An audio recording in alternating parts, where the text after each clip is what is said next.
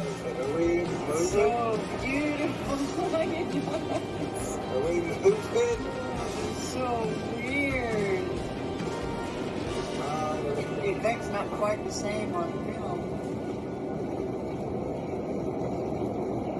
So we're on our way in a snowstorm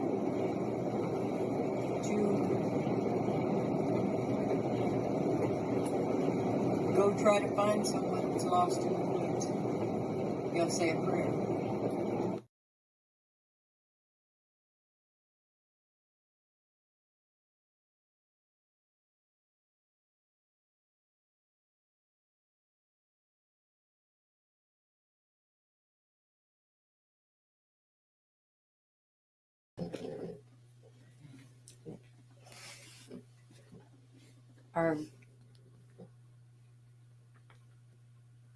Our verse tonight, we'll read out of the Geneva 1599 Bible, and it's Luke 8:17 through 19.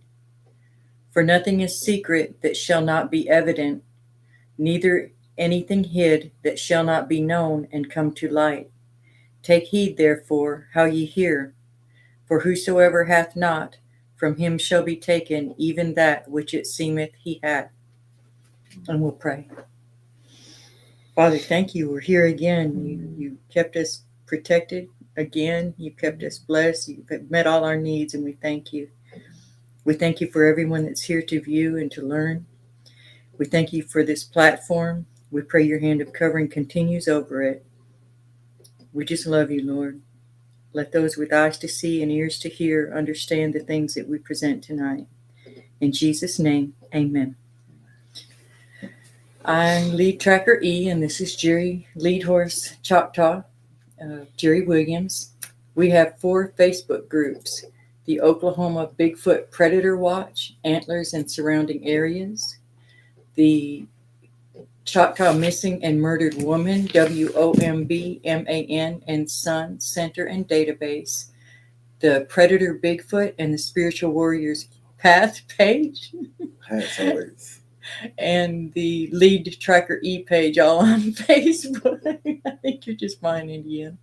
I know. It's like, and then we have also the Lead Tracker E YouTube channel. And if you would, take a second and go sub to that channel as well, because it accompanies this one. And we have things on both that go together. And that way we'll always have a backup channel too. We have our book, the Predator Bigfoot and the Spiritual Warriors Path, and it is now available also in Spanish, and we're very excited about that. Our StreamYard is down. We're not able to put up pictures, but at least we can do some video. But this is by Grande, el Depredador y el Sendero del Guerrero Espiritual, the new Spanish version of the Predator Bigfoot and the Spiritual Warriors Path. No excuses now. Everyone can learn and everyone can share. And this will put you at the top of the game, top of the totem pole. You'll be safer for the knowledge in those. Yeah. The whole reason we wrote these books. We also have our documentary, and those books are available on Amazon for $25. And we just got another 5-star review in yesterday and another one today. Our DVD, Bigfoot documentary. We're actually having a sale right now of the documentary and the Predator Bigfoot book, or you could get this one as well. But the documentary is in English. It's not in Spanish yet. It needs to be. Again, our StreamYard, if you can see the little logo up here, it's, we didn't get that, didn't have it this month right now, so. We don't get all the little extra things. Yeah, so we can't put up pictures, but we can do some videos, so. We do have what we need. That's what we're going to work with tonight. Yeah. So we're reading off the sign way over there instead of our screen. Our webpage, our new webpage, you can go to predatorBigfoot.com. and that will link you to either the books or the DVD or links to a playlist of important videos or lives that we have done in the past. It's all important, and everything is still important today. I'm already hot. I'm going to turn the AC on low, and But y'all maybe just let this us fan. know Maybe that fan. if it's too noisy. That fan might work better. It blows in my eyes. Okay. We also have Lead Tracker E's channel. That's Lead Tracker E, all lowercase, 1476. That's the channel that the company exists, the Mirror Channel. But we also have Tracking Miracles Encounters, where we have people come on and give us information about how God helped them, or the signs that they found, or the stories of divine orchestration and divine intervention. They So, both play different roles, and they're both important, and we always want to make sure to notice those. Also, Standing Feather Stories. That's where I explain where a lot of this information comes from people who are called tatas or priests in the temples and the pyramids, from the elders, tribal elders, many ways of this information that is being brought to you comes from.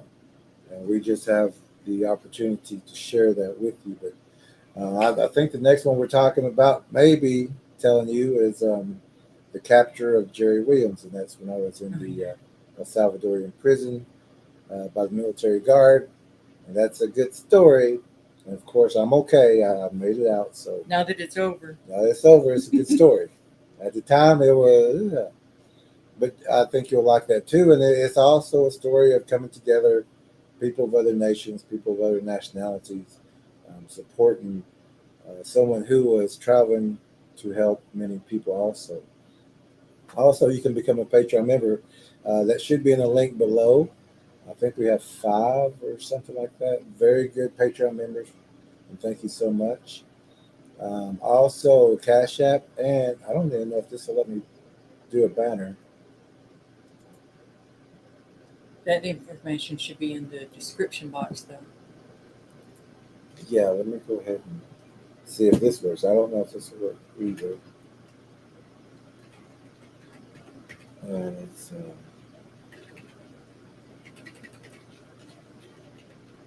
Excuse me a second. I'm trying to log into the phone so that I can get into the chat.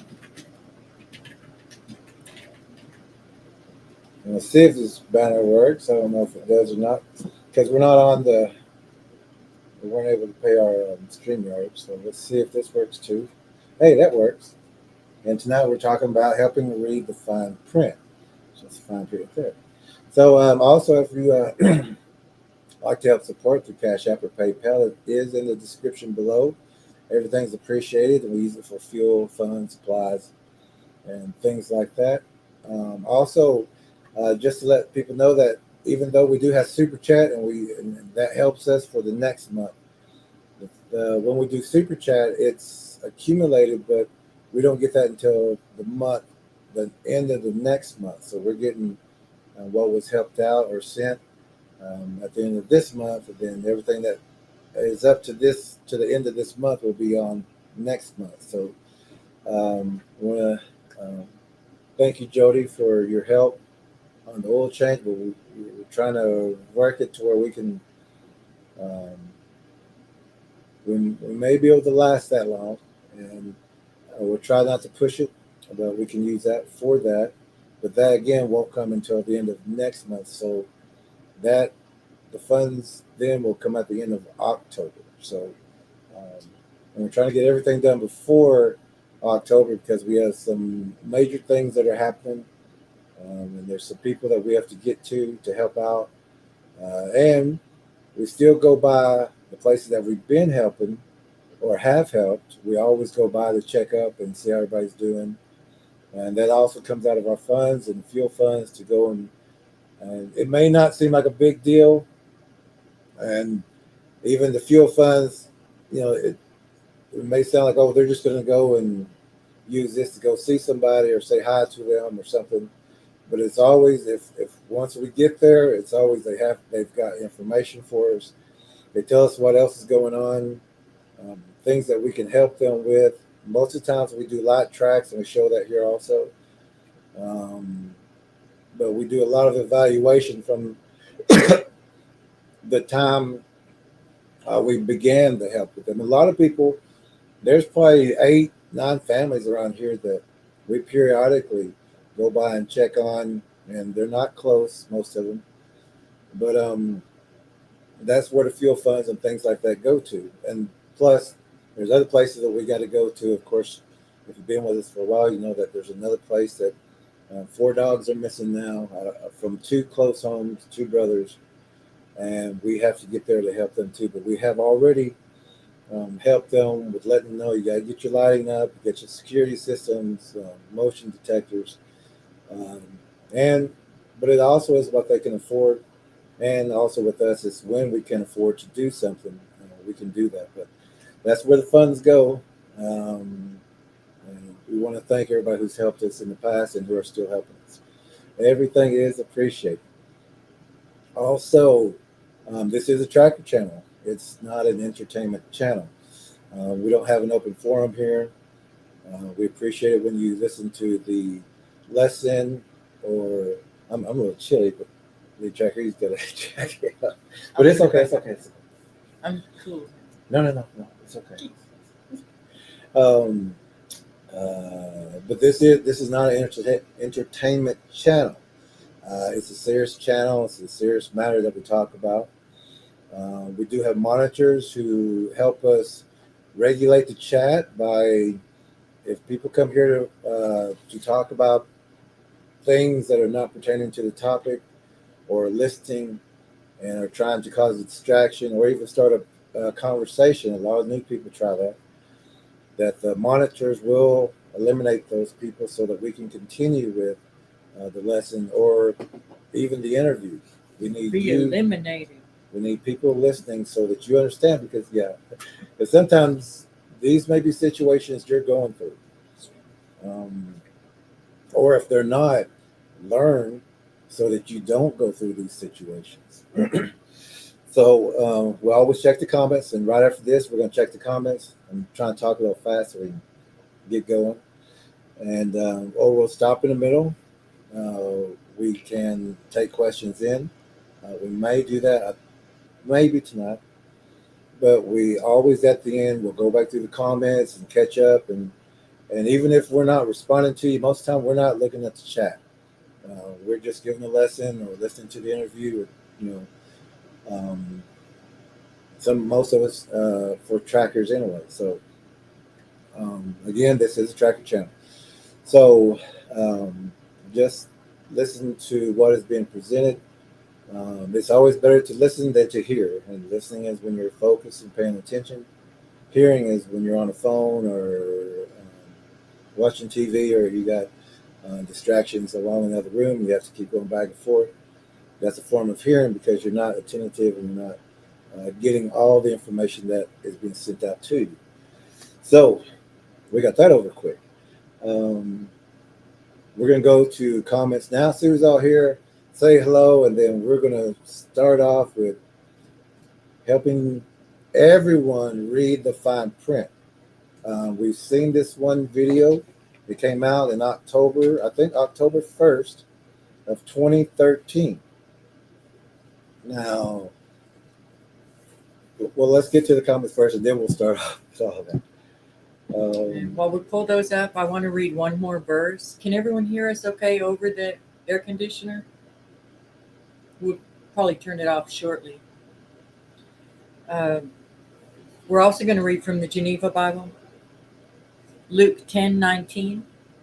Behold, I give unto you power to tread on serpents and scorpions, and over all the power of the enemy, and nothing shall hurt you.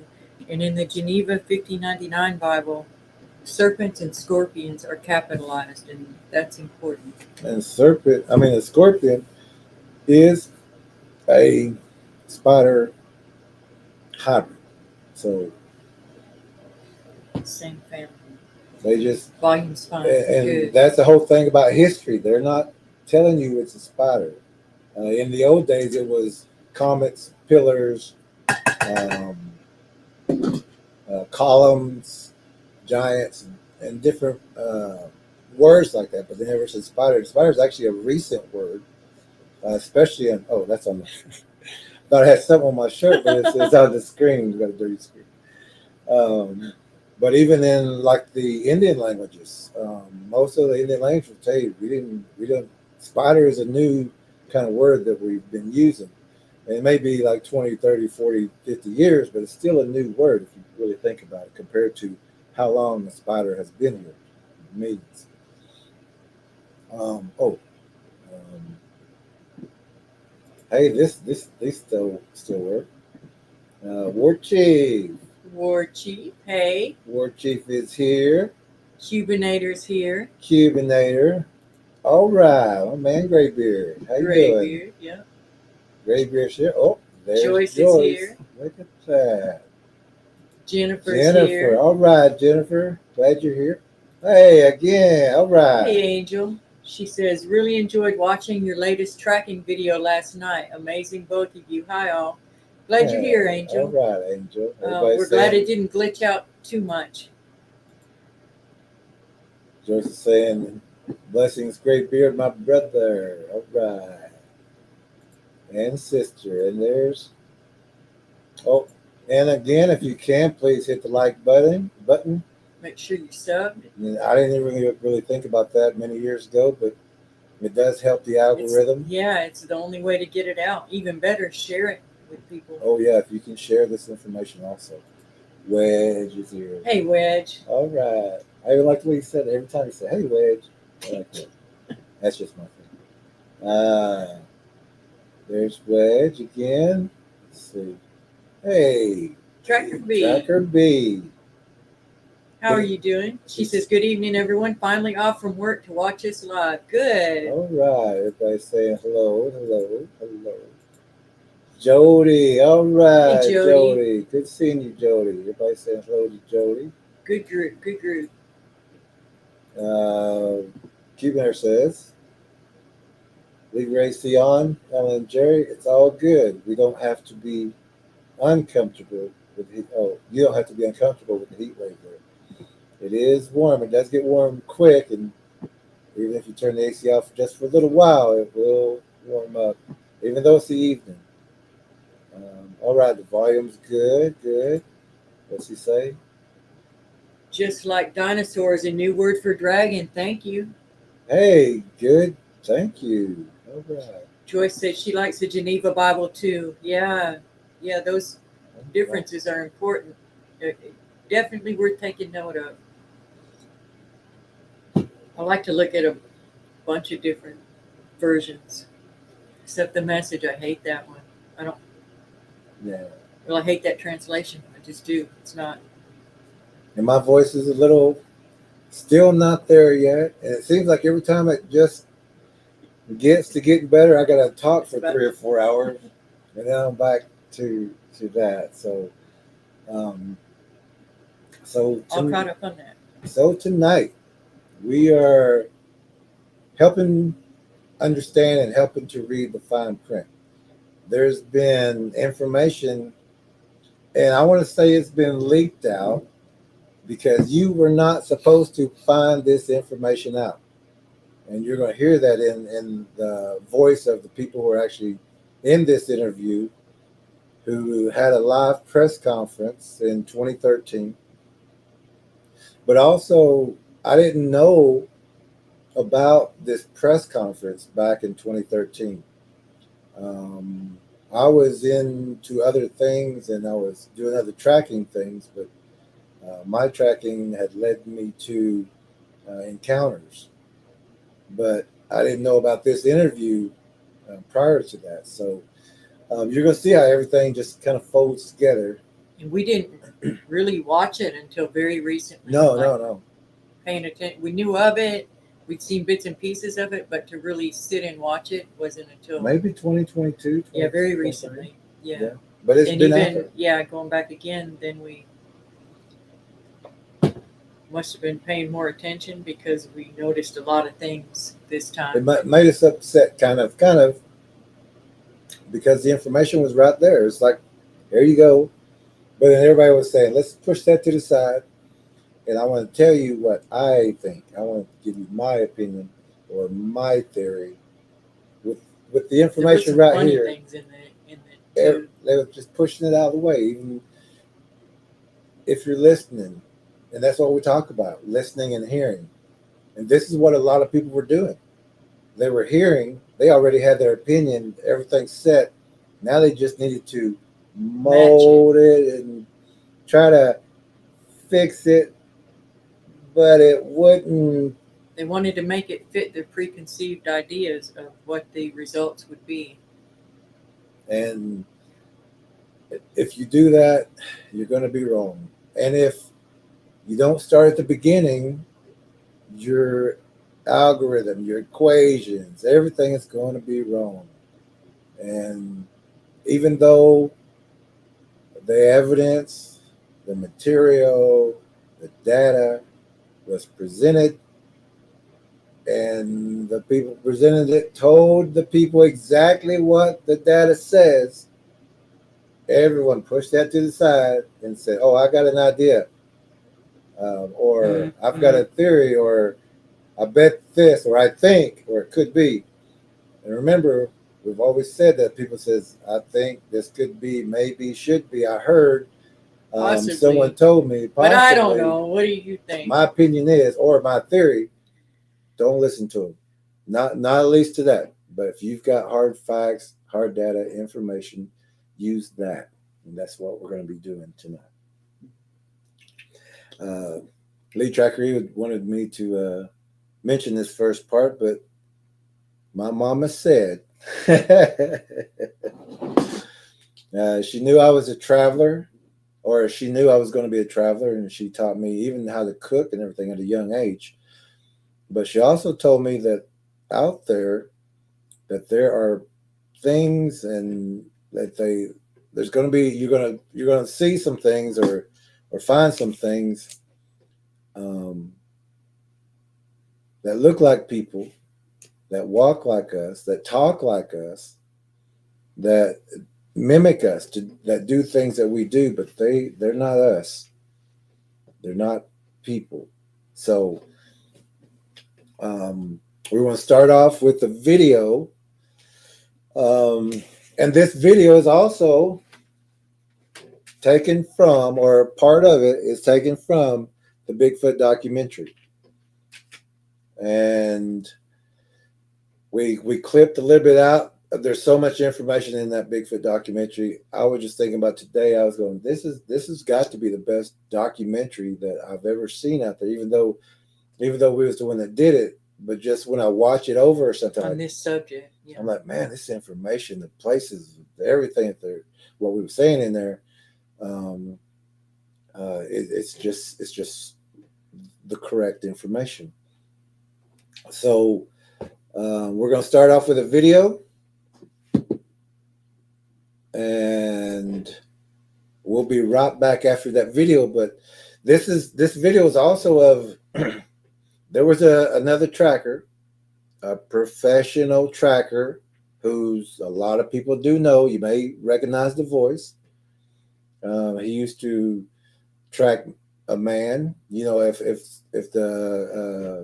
they escaped from like a jail or a prison, you know, he was asked to go track. He's also been in this area. He's tracked around where we live. He's well known. He is a good tracker. But as this one started off, he was wanting to debunk me. He was wanting to show his expertise, or he wanted to try to put me back under a stone. And he had call me out. He had a lot of people too on that chat when we had that interview, and he didn't know that I was watching while I'm still trying to get connected to the phone. If you ever watched that one, he said, well, while we're trying to get connected with him, he's got some hard questions he's going to have to answer, because I've been doing this for a while, and And I just don't know if he has the information that to correctly say things. But by the end of the interview, he understood I knew what I was talking about, and I had more information than he did. And so, to his credit, he did. yeah, He did listen. I didn't even think about that, but to his credit, he did his very best to debunk me. And he also listened, like he did. Yeah, he did do his best to do that, but he also didn't reject it. He listened and kind of like what we're doing and tonight. learned. Yeah, He already had a biased opinion, just like some of the people that we're going to hear. They already have their biased opinion. They already got their theory. They already got their idea.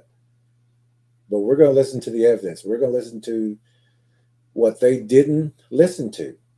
and this isn't an attack on any of these people. No.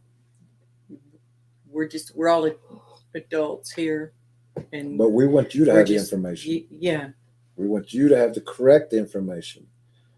They don't know what they don't know until they do. Mm-hmm. Oh, good coffee.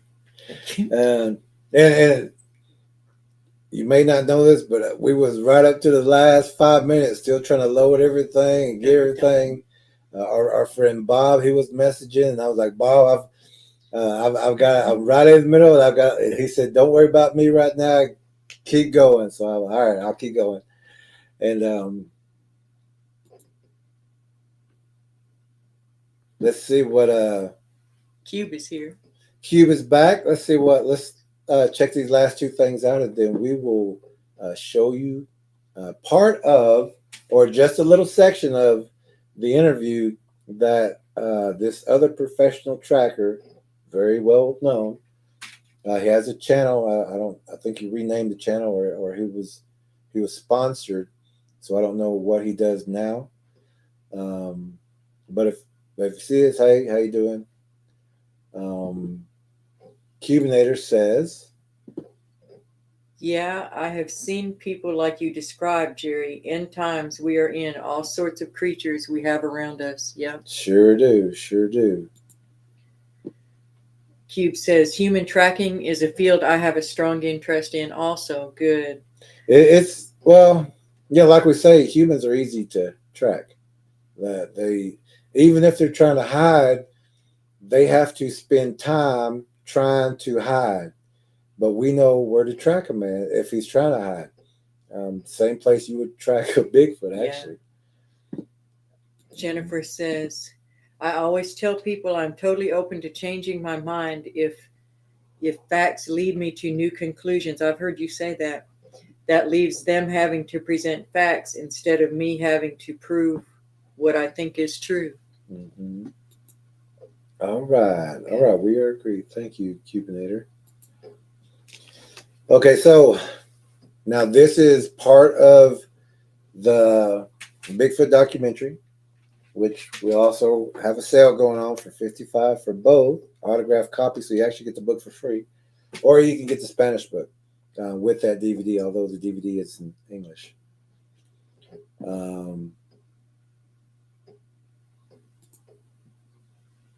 So we're going to play the first video. We've got a couple for you. And then we're going to talk a little bit about each one of them for just a segment, and then we'll move on to the next one and move on to the next one. Now, this is part of the interview, or actually this is part of the interview, the only part that I cut out, but from the Bigfoot documentary. So sit back and enjoy, and we'll be right back. Mr. Jerry, actually, very intriguing for me because of my background. As most of y'all know, that I've taught survival and wilderness survival and tracking skills, primitive life skills for near 20 years now. And Jerry does it also. I'm gonna give you the floor, man, and just start from the beginning, man. We want to know all about you. I mean, I'm curious. I come from a medicine people background. My mother was a medicine person, my grandfather's. So we've passed down healing ways throughout the generations, and it happened to fall on me. Except I wanted to find out more than what I was being told. So I left home and I asked my mom. Well, I was talking with her, and I said that I'm going to have to leave again. And she asked me why. And I said, well, if you can teach me everything I need to know about this world, I can stay here. And, she looked at me and gave me a hug, and she said, I'll see you when you get back. Now, folks, I will say this. Jerry impressed me quite well last week when I was me and my father was having a little bit of a outing in eastern Oklahoma, and I had an interesting night, to say the least, with some audio and some stuff going on, and we discussed that on Trinity Paracryptid last week. But Jerry was literally about 2 hours south of me, and he was on standby if it got bad, and he literally was on standby to shoot up there and come find me. And I appreciate that, Jerry. I wanted to say thank you so much for having my back on that night. And man, you was right there. I mean, you knew exactly where I was at. Very few people would actually know that area that well. Where does Bigfoot come into this? I'm curious, because I know you're out in the woods a lot. You live out there. I mean, you're down in Antlers, Oklahoma, and I know you're dealing with them because we're dealing with down there ourselves. My father is actually not very far from you right now. There's 3 troops running that area around Antlers, that stretch. There's actually more than that, but 3 that I've dealt with. He's got a white scar down the side of his face, and usually if you see him, there's something going on. It's almost like there's a territorial battle going on in between his troop and the juveniles down there right now. So they're firing back and forth. And the reason I'm saying this is to let people know that area, even to all of us researchers that come into that area, is a fairly active area. I'd say it's almost as active as up around Broken Bow Lake on the backside in between there and Arkansas. So my original question was, have you had any aggressive behavior in that area? Not in this area, but I have in the Clayton, Oklahoma area, which is not maybe about 20, 30 miles from here. Oh, yeah. I know Clayton real well. Matter of fact, Big Boy with the scar runs that area real well. Dad got drugged halfway down a ridge in a tent in Clayton, Oklahoma. It just ran up. His girlfriend was in it. And what's funny is it waited until I went to sleep right before dawn. When they ask for proof, I keep telling people, we'll come to Antlers, I'll take you right to them. I'll show you where they're at, or, because I am from here. We're kind of like the guards here, and I took a shot at one just to get them to lay down, because I didn't have a clear shot, but I had them on thermals, and just kind of leaning it out there and taking the best shot by looking at that thermal. They took cover after that. And so that gave me a little space to, keep pulling back. But I knew my other friends were out there, and if I was to really start in with this, that, they would have been killed easy. I teach the ancient histories and the ancient, hieroglyphs and everything. And we see the mixture in the hieroglyphs in the Egyptian Dendra zodiac. And we also see it also in the Aztec sunstone.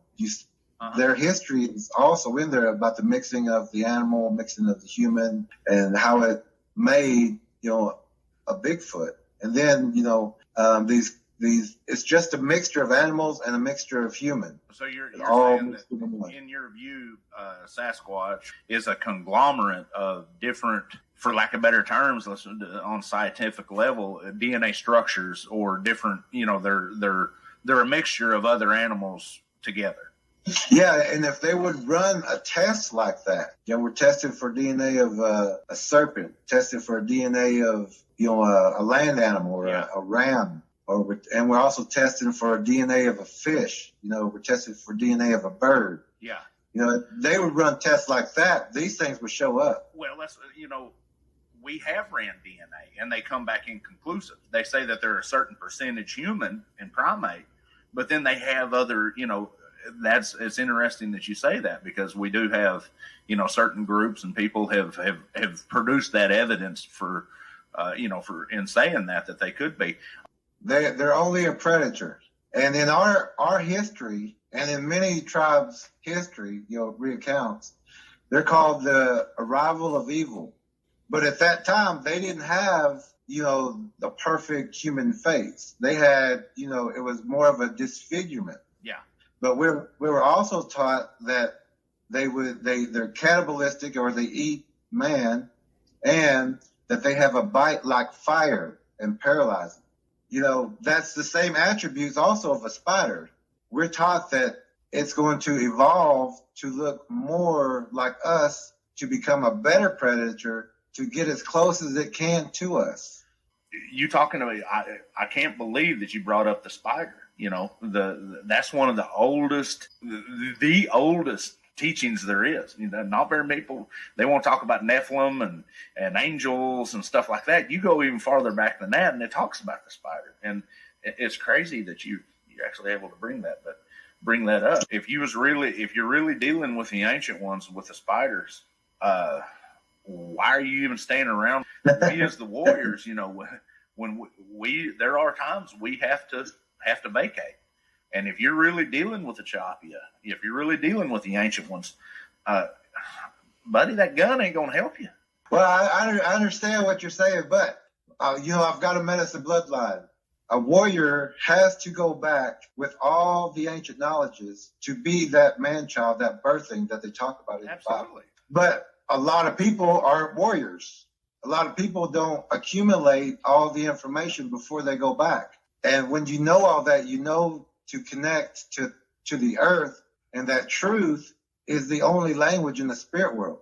Being in the confrontation with a Bigfoot, to me, I just know that I have to take care of what's in front of me.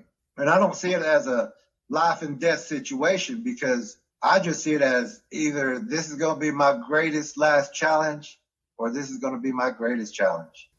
No matter what you're looking at, no matter what the numbers are, you know, you don't show fear to anything. This is our world, you know.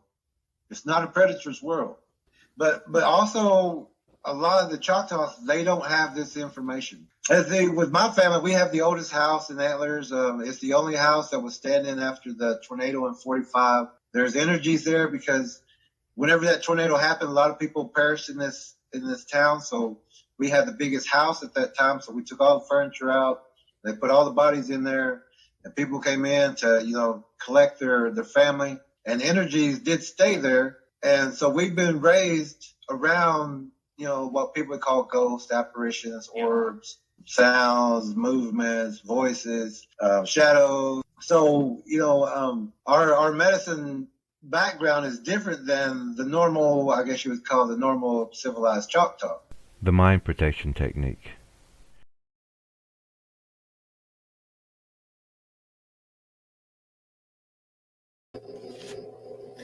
Okay, that was part of the Bigfoot documentary when another tracker interviewed me. But at the very end, he understood that I knew what I was talking about. And so we got some of those topics that we were talking about.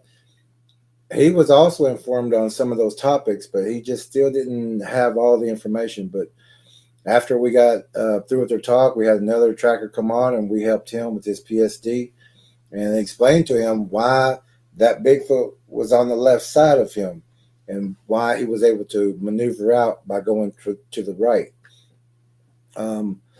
So we've been talking about Bigfoots and the DNA. And we're talking about, you know, it's going to have bird DNA. It's going to have fish DNA. It's going to have animal DNA. It's going to have human DNA because it does eat humans. It does eat birds. It does eat snakes. It eats fish. It eats whatever is in front of it. It has a demon's appetite. It's very large, and it will eat and eat and eat and eat and eat. So these things are eating, killing machines. So after that talk, after that interview, we kind of went our own ways. And also the people who were watching that interview, they was waiting for me to crash and burn. They was looking for a reason to kick me off or to say, well, he don't know what he's talking about because we just had a professional tracker. But at the very end, even though they still held their grudges because we speak truth and it doesn't coincide with what they know. So when we talked about the 6 appendages on a Bigfoot, you know, I was kicked off of channels. I was kicked off of groups. And later, some of those same channels that kicked me off found, or no, they had someone who sent in, I think it was six hand Six-toed. or six-toed Yeah. Bigfoot. And they had a big, hour or two thing about that. Acting like they'd never heard of it before. Yeah, and never gave. Like it was a revelation, even though he'd already brought it up and been hushed for it. Ostracized. Scoffed at, yeah. Kind of kicked out the door. Yeah. But then they made it seem like they are, they knew what they was talking about. But, a lot of these things that we're talking about is not going to fit into what people think this thing is. We'd also like to say that we didn't find any humor at all in the fact that the host's father got drug down the mountain. And his Up the girlfriend. mountain. And his girlfriend. There's nothing funny about that. That's horrifying. That's two people in one tent being drugged. That's not curiosity. And that's not a weak predator. That's a mighty strong predator to carry two people who are still screaming, and luckily it let go of them. And maybe it was an uncomfortable laughter, but it's just not a laughing situation at all. Also, don't call the number on that card. That's old information. That belongs to someone else. That number. And they don't appreciate that. No, they don't. I don't blame them. So all this information, and we've been talking about this for a long time, and we're probably, I think, actually we are the only group, especially our trackers, besides our trackers, that has been telling people about the DNA, about the attributes, about how this thing is it's a spider in a human form. And talking about this is kind of, people just still can't grasp it because most people only know what they know. The history books only start right here, but there's a whole history that's not being given to many people. There are stories of spider people and things like that, but they're not relating it to the Bigfoot. But once you see it, you can't unsee it. That's why they spider crawl. It's why they do the things that they do and how they have the abilities that they do. So we're going to watch video by video. We clipped it up so that you can hear. And at the very end, we're not going to give you a theory. We're going to tell you exactly how things work. So let's start off with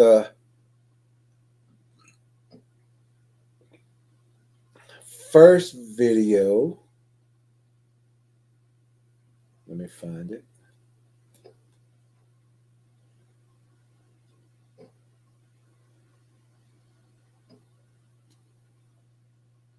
Okay. And all these quick videos are only like a minute and a half, so we're going to stop and we're going to talk about it. And if you have, we got notes, but if you have a blank sheet of paper, this would be a great time to write down what you hear, what you listen to. So you can stay focused in the... And once you get done, look at your own writings. And you'll have more information and be able to share more information than scientists and 50 years of researchers, law enforcement, everyone. You're going to have more information. I'm even going to take a couple notes.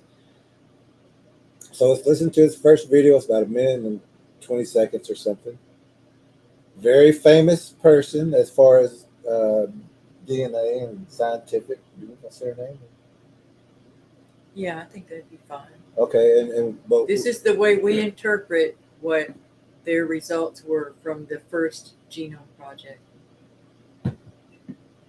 It's from the Sasquatch Genome Project. And there's been a couple of big names attributed to that. Scott Carpenter was one. Melba Ketchum. Adrian Erickson. Rich Richardson. There's a couple more. I just can't get their names. But let's go ahead and listen to this first one, and then we'll be right back. We have 3 terabytes of data from over the 3 samples, so about a terabyte of data for each sample. Then also the new technology allows us to compare it to other animals and human as far as the sequences, which we did this. University of Texas Southwestern did the sequencing. They also did the analysis. We've had other groups and other geneticists look at it. Some of them have supported us, some of them haven't. The ones that haven't, it's because there is very little alignment, meaning it doesn't match anything. It's novel, it's new, there's nothing to compare it with. Since a lot of animals and humans will share certain DNA sequences, you get a very low yield of matching data, and when you play with these genomes, you can get a large number of different animals that will show up just in 1%, 0.5%. You get human at about 3% on one sample, and this is over the whole genome, not just a portion. So we've got alignment that is not good. It doesn't fit well in the tree of life. And this is the problem that a lot of the scientists have. They expect that it's an ancient that somehow branched off with evolution. But this creature does not follow the general rule. What it does do is it's very different. We think it is a human hybrid. That is our theory.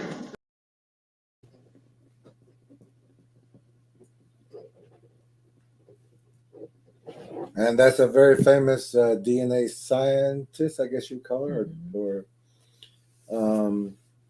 but she's already presented a theory. But then again, if you don't start at the beginning, you're not going to have the answer. If you don't start at the beginning, you're going to have a theory. You're going to have an opinion, an idea. But if you start at the beginning, and actually, the opening story in the book, The Legend of Time, knocks that theory out. It gives you the correct information. That is in the new book. It's also in the Spanish book. So, but in this first part, she's talking about when they ran the DNA of the Bigfoot, they're getting bits and pieces of different DNA of different animals, different sequences, a piece here, a piece here, a piece here. That's what we're talking about. It's a what's our quote? A combination of everything, but a completion of nothing. Yeah. But not a completion of anything. It's a combination of everything, but not a completion of anything. This, and we're going to get to a little bit more of that later in just a moment. Yeah. So right now they're running DNA. They're running gene sequences. They're getting results back. They're saying this is it's got bird, it's got animal, it's got other DNAs, but it's also got human DNA, but only 3% in this one. So there's a combination of everything. It's always going to be that way because this is a creature, a predator. It's not us. Let's listen to the next part of what Melba is presenting with the data. At the beginning of this, she's talking about the data, the information. That's what we need to listen to. Don't listen to the theory. Or the interpretation. Or the interpretations of anybody. Just listen to the evidence and then, yeah. Mm-hmm. So here's the second part of that.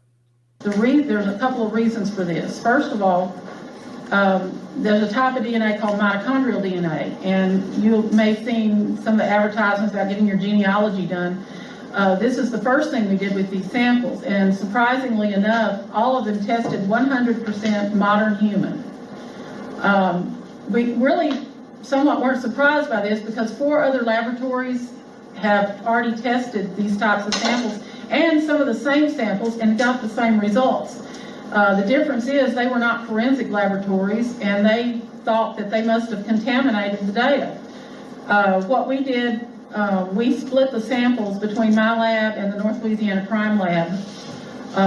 They extracted the lower yield samples robotically. We extracted some of them, the large yield samples manually, and to get the DNA to sequence it and have a look at what these creatures were. And then we ran those samples in tandem, and one of the samples in the study, we actually had enough DNA that we did 2 different extractions, and it repeated. So we got consistency there. All of them turned out human. The New York University did a number of these, and Adrian Erickson will touch on this, what happened with his sample there. It tested human. He sent it to Paleo Labs, it tested human mitochondrial DNA. He sent it to my lab, we tested human mitochondrial DNA. We have footage, this is the remarkable part. His footage of this red female Sasquatch matches her genetic profile because he had no idea what we were going to test. And I chose to do a color gene for hair color. And when we tested that, it turns out it was human sequence from this individual, and she had the red hair gene, and she is red in color. Also, we had only 2 or 3 females in the study, and her gender is female. And he had no way of knowing we were going to test these things. So it supports the video. And this is, very, it's good. Plus, 2 other labs prior to mine had tested this sample and got the same mitochondrial DNA to human. But we went further. We went into the nuclear DNA, which is the DNA that's inherited from your mother and daddy. And what we found there was it was not human. It had bits of human sequence in it, but it didn't align well with anything that we've ever seen. And we did a cursory look at the whole genome using just single mutations. And when we did that testing, it fell well below the human threshold. It should have been up above 95% of these mutations appearing, and it was down in the 87th percentile. And this was pristine DNA.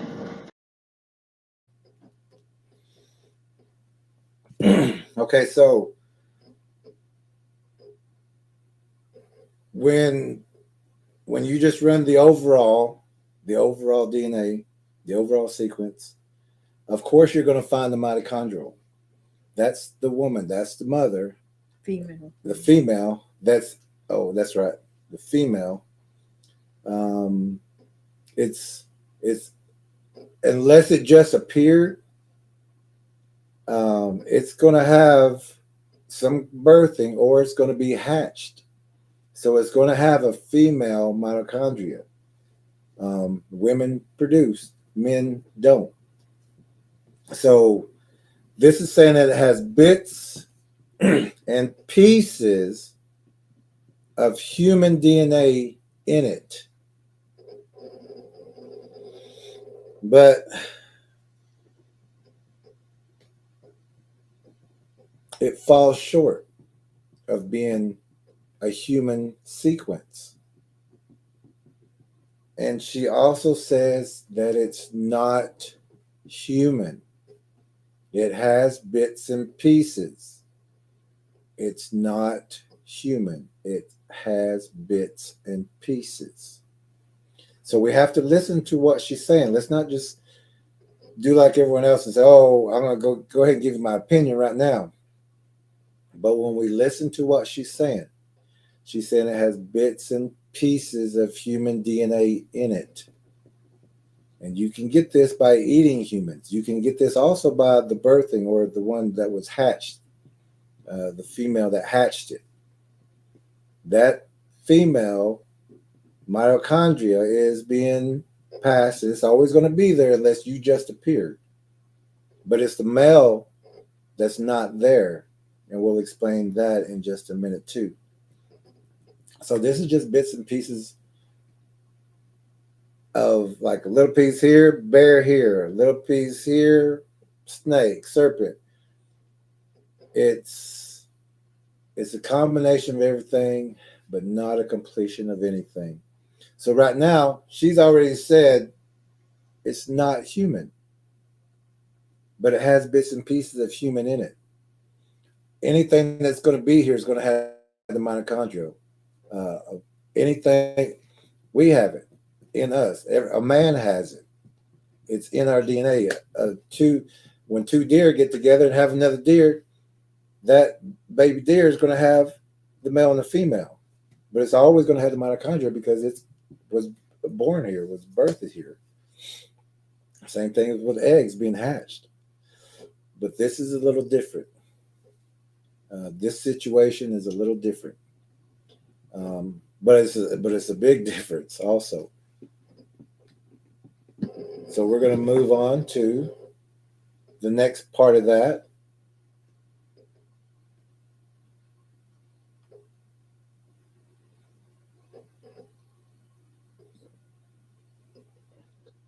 Now, a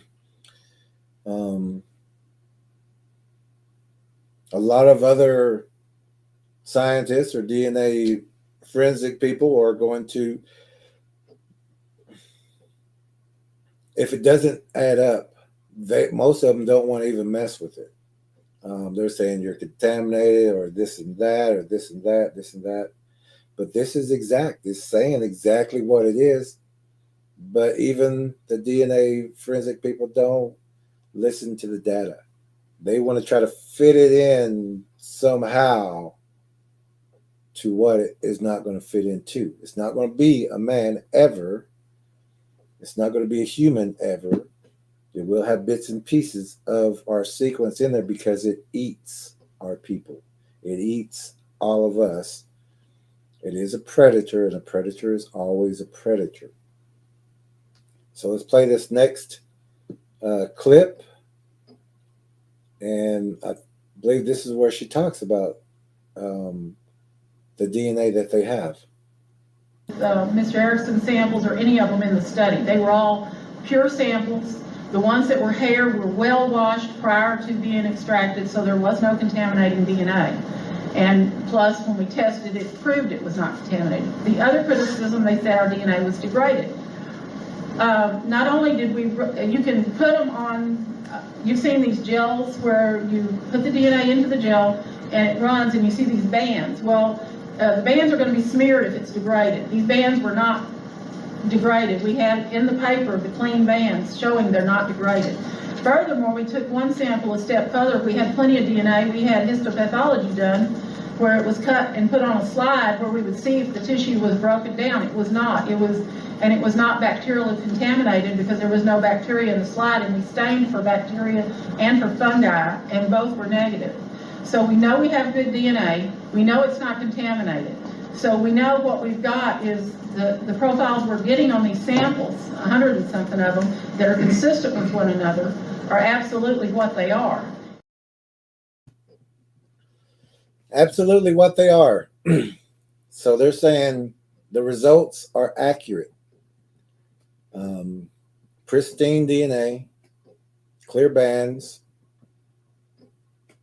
but this creature is not a completion of anything. It's not complete. So this also will tell you that this also has a possibility of growing wings later, after the birthing, after the hatching. Also, it's not complete. So now you're going to see that the arm extends further. You're going to see that the hand goes out further, kind of like a monkey's, out further. You're going to see the foot come out further, and it's going to have that, what's that bridge? Mid-tarsal. The mid-tarsal. And that's that binding between human DNA and animal DNA. It's binding the DNA together. And you'll see that if you've ever seen a juvenile, they can have the body form of a man. But as it progresses, remember, it's not complete. It's still changing. So the older it gets, or the more it grows, it's going to grow longer. It's not going to keep our form. In proportions. In proportion. We have a completion form from God. We have the fingerprint from God. We're complete. My arm is not going to extend out. My hands are not going to extend out. My feet are not going to extend out. I'm not going to grow fangs. God perfected us. These are not God's creations. It's eating, it's using God's creations. It's using God's DNA. It's using God's awareness, unconscious and conscious, that comes with our creation sequence. Stolen materials. Stolen materials. We'll read real quick the definitions, because you'll hear resemble and similar to, and we're going to read the definitions of them. Similar, simile, a person or thing similar to another, resembling without being identical, to reassemble, come together, unite, having characteristics in common. From the Latin similis, like, imitate, pretend, feign, gather together, to make like. And then assimilate, to absorb into and make part of the body. To make like, copy, imitate, assume the form of, feign, and pretend. So, as close as it can get is to resemble man, is to be similar to man, or to assemble, to form, or to look like man.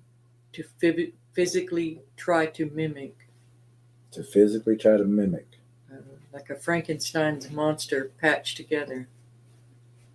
Now, God's creation sequence is us, is man. We have a completion. Like we said, we're not going to continue to grow longer arms. We're not going to continue to grow a longer hand. We're not going to continue to grow longer feet. We're not going to continue to have a higher torso and then short legs. An animal is like that. That's not us. We are not an animal, and we are not predators, and we are not an abomination. We are not a creature. The dome on the head. Oh, the dome on the head. All this is still changing. All this is still, and like we said, it can still grow another finger. It can still grow another toe. It can still, it could have multiple eyes, multiple ears, multiple organs. Multiple organs. This is not a man. This is not a human. We don't do that. We can't do that. It's not in our sequence to do that. It's not in God's creation, not in God's sequence to do that.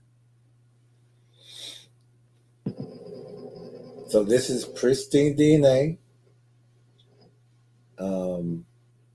Melba's presented all the information, or she's almost finished. She said it's not human. She said it's not human.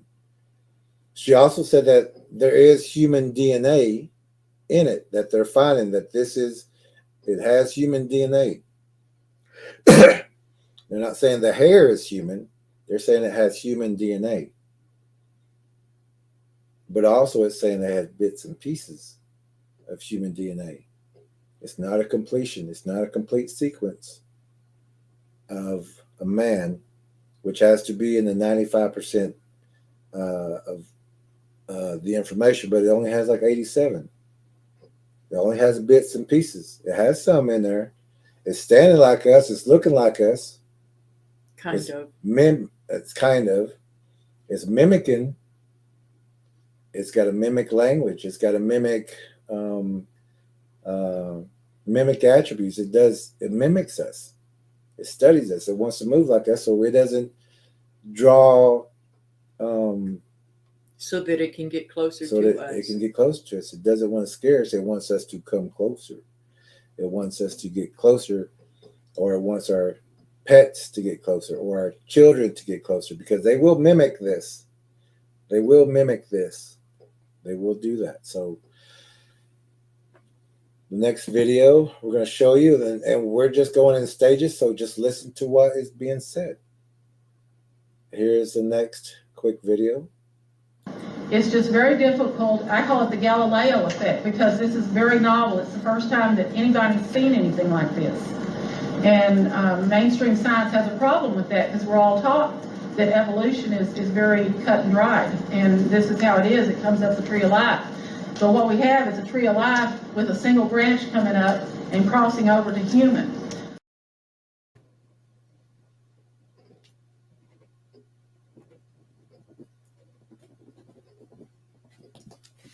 And see, we're taking notes, but it's just to help us explain to some of the viewers. Most of our trackers have this information, but the major majority doesn't, or they've heard someone else talk about it who didn't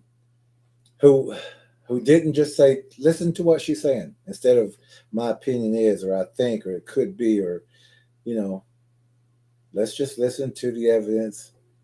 She's saying this is the first time they've seen this. Now, she has her own private facility where she can run this. She sent it out to other places. This is the first that you will get something like this, because these tests have been run before. Military, laboratories, all places like that know this DNA. The general public, majority of the people, the viewers, besides the trackers, don't have this information. And I think later she says, you're not supposed to have this information, but someone That it got leaked. out. And this is from the first interview, if you're just now in the room, or the first press conference from the first Genome Project. So otherwise, you wouldn't have that information, and only a certain people who signed the non-disclosure would have the information. But again, they're not supposed to have to be able to tell someone else. But this was leaked out, so they had a big press conference because they wanted to be the leaders of the information, even though it was getting out. So, like we said, we were not even supposed to hear this conversation. This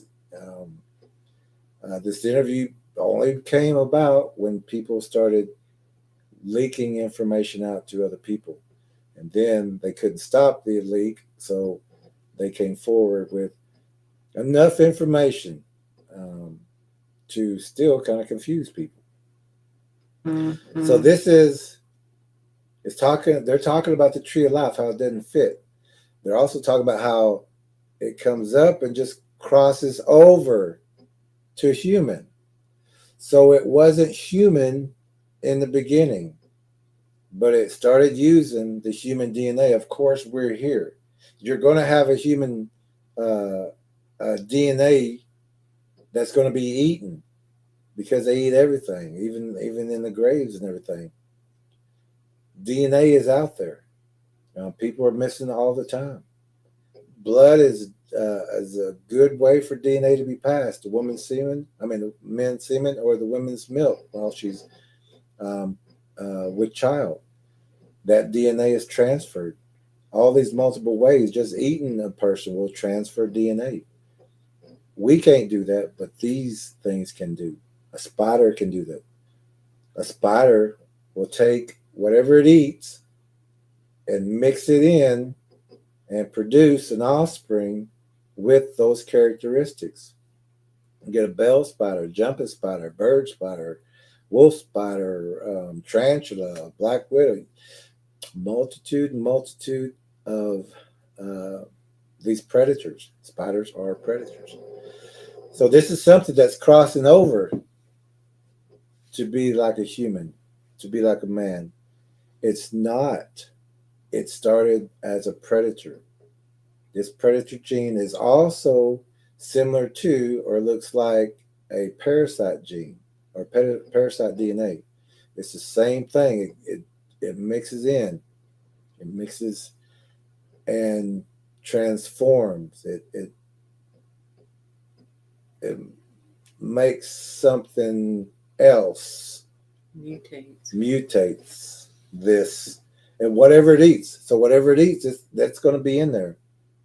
Or if the birthing, the ones that birthed it or the ones that hatched it, if they ate or if they have that DNA, it's going to be transferred. It's going to be in that. So this is a mixing thing going on. So you're not going to get, and like whenever it bursts or lays eggs, it's going to have multiple. It's going to have different size offspring. And we always refer to the movie Twins with Arnold Schwarzenegger and Danny DeVito. Some of the Bigfoots are going to be like a Bigfoot. Some of them are going to have wings. Some of them are going to have hooves. Some of them are going to have claws. Some are going to have fangs. You're never going to get a one that's going to be, you're never going to get 8 that looks exactly the same, because the DNA is being mixed, and this one's get that. It's going to another protein. This one's going to get that. This one's going to get that. This one's going to get that. So it's the sequence is still going while it's cutting that one off, having an egg, having an egg, having an egg. And everybody's trying to sort it all into, this is a dogman and this is a type 1 dogman, type 2 dogman. But about the time you get these things sorted, there's going to be another mutation. Everybody's got a little bit of right, and the Mothman, all the lizard man, all these different things that are hybrids are all part of this original predator.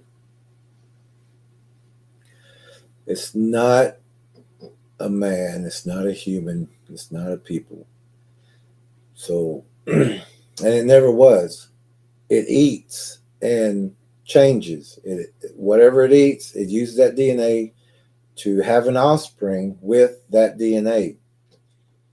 That's where you get the man, bear, pig. That's where you get the turtle, frog, But Batman. people are so confused in their descriptions. Yeah, like Lee Tracker was talking about. Don't try to categorize something that's going to change with the next birthing. They're saying, you can have the dog man, you can, or the walking wolves, but then the next walking wolf is going to have hooves. Next walking wolf is going to have wings. Next walking wolf is going to be short. Next walking wolf is going to be that big. For our purposes, we just want you to know that they're all predators. Mm-hmm. If they were not with God's fingerprint and created by God and completed by God, they're a predator. It doesn't matter if they're this big, if they're, if it's not something that God put into our body or created for our bodies, or the original animals. The whole reason for the ark, it's part of this mixture, this mutation, and they're all the enemies of God. Mm-hmm. And they're getting inside God's vessels. They're using the DNA of God to make a predator, to make a creature that's going to eat more of God's creations and God's man, God's animals. To replace us. Mm-hmm. That's the goal, to take our place, which they can't. But they're going to attempt it, and they are attempting, and they are still trying. So this is something that's crossing over to a human. It's starting to take, or it's using the human DNA, man's DNA, to become more man-like. So let's go to the next video, and we'll be right back. I'm getting ready to write.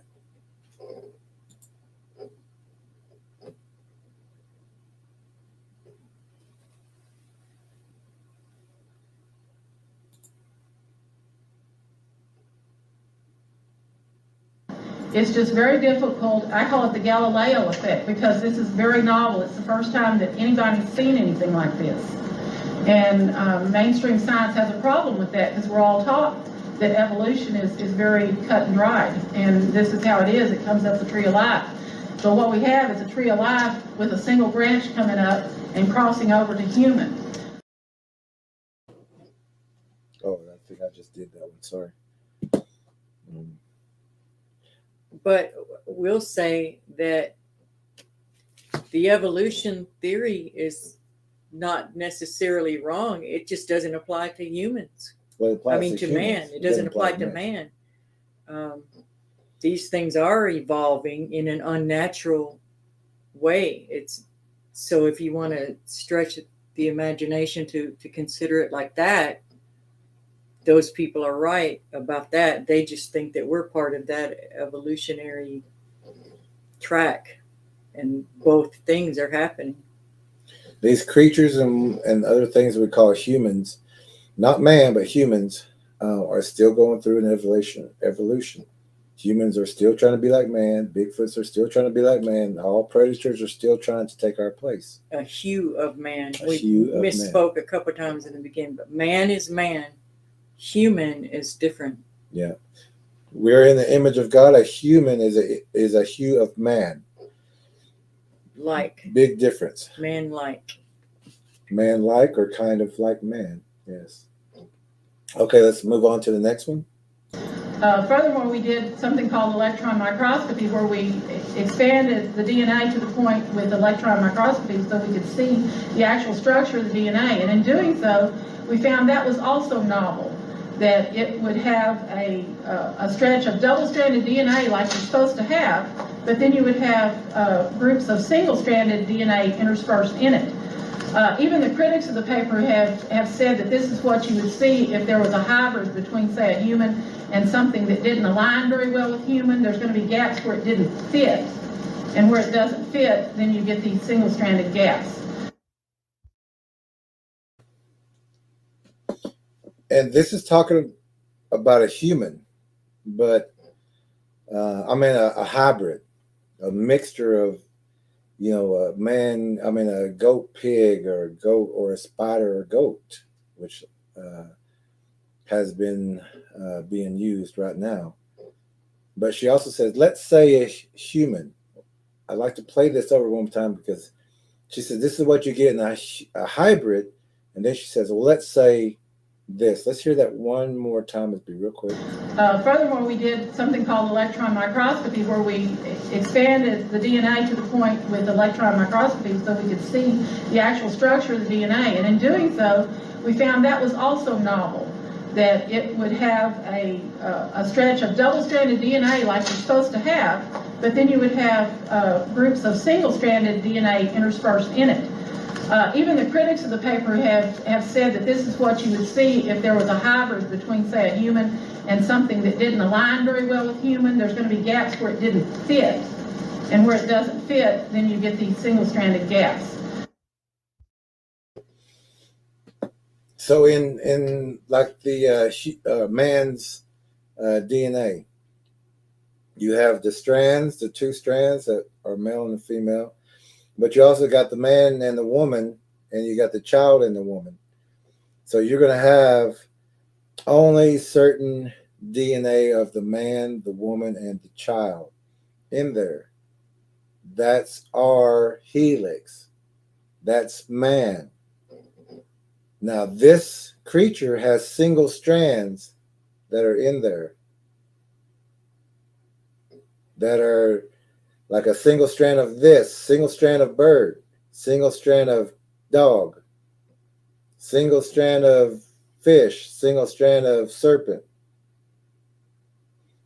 It's not us. It's pulling things together just like a spider does with the DNA. It mixes it all together to produce another predator. Novel. When she's talking about novel, she's talking about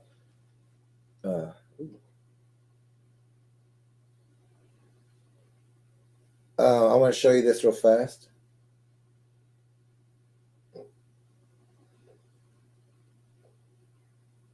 I can't get it. Even the hair that the Bigfoot has is in blocks.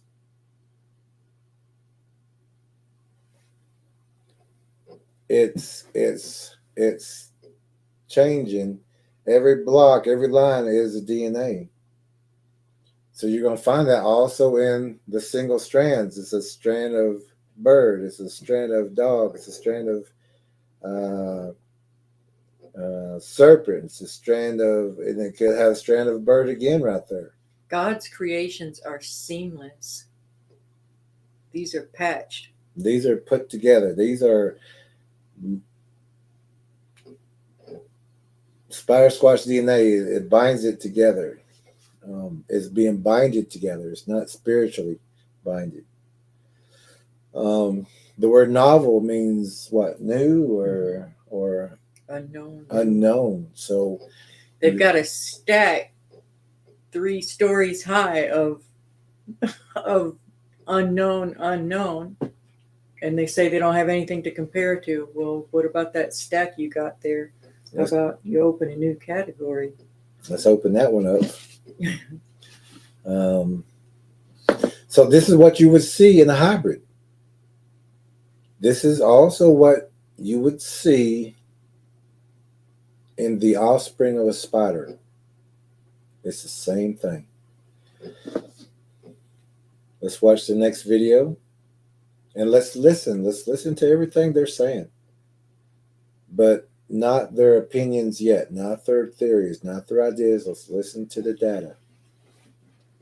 There's going to be gaps where it didn't fit, and where it doesn't fit, then you get these single-stranded gaps. We knew there was some kind of a structural problem when we were actually testing it. We could see it on the gels that it didn't look right, so that was why we did that one. Plus, it also supported, it had long fragments of DNA in these, in this, and if it was degraded, they would have been little bitty short. And this was repeated, and we had 2 different universities look at these results.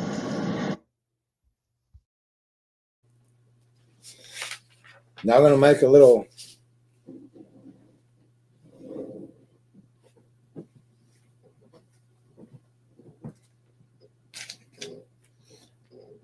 kind of DNA strand or a sequence.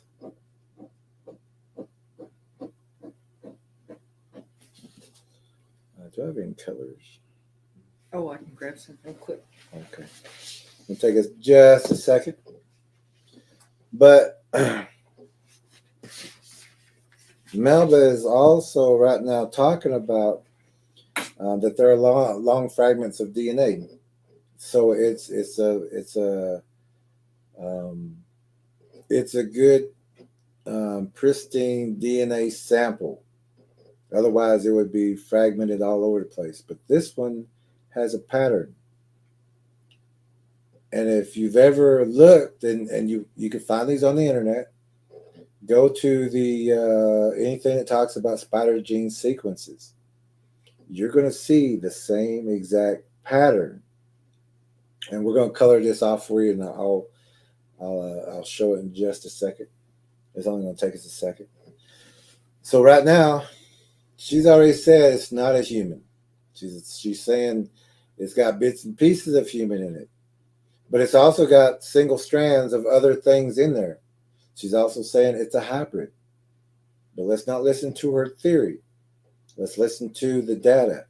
It has multiple DNAs in one sample. Like we said, it's a combination of everything, but not a completion of anything. It's novel, it's new, but it's something that she has never seen before. All the facilities that this information was sent to, none of these had this sample before.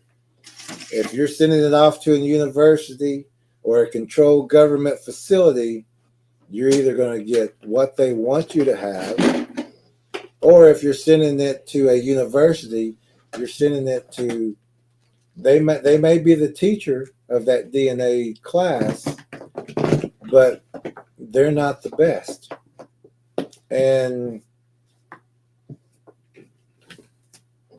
they haven't been privileged to all the DNA studies. So when they see something like this, they're saying it's novel, it's brand new, but it's not. Let me just do this real fast. And it goes over there in the X file when they don't want you to see it. And you're only getting back what they want you to get back. And it's kind of like when you try to do a privacy thing online, you can bet it's automatically going to go to a file somewhere where they're like, oh, they want that hidden. Okay, well, this is what we need to keep an eye on. That's exactly the files that they're going to open and track.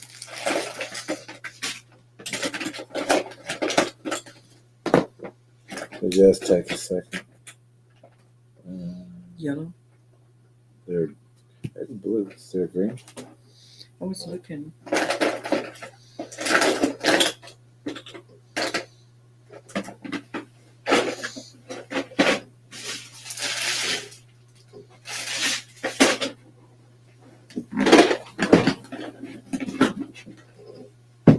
Colored pencils?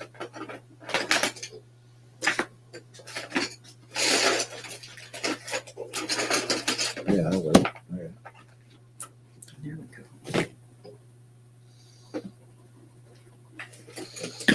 So in a spider sequence, spider gene sequence,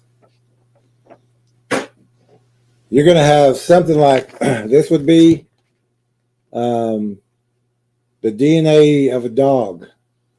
This would be the DNA of a bird. This would be the DNA of a serpent. This would be the DNA of, let's see, a goose. There is a pattern, but you have to understand that it's ate this protein, it's ate that protein, it's ate that protein, and that protein, and it mixes it all together. If you ever look at some spider gene DNA sequences, you're going to see that it's going to repeat.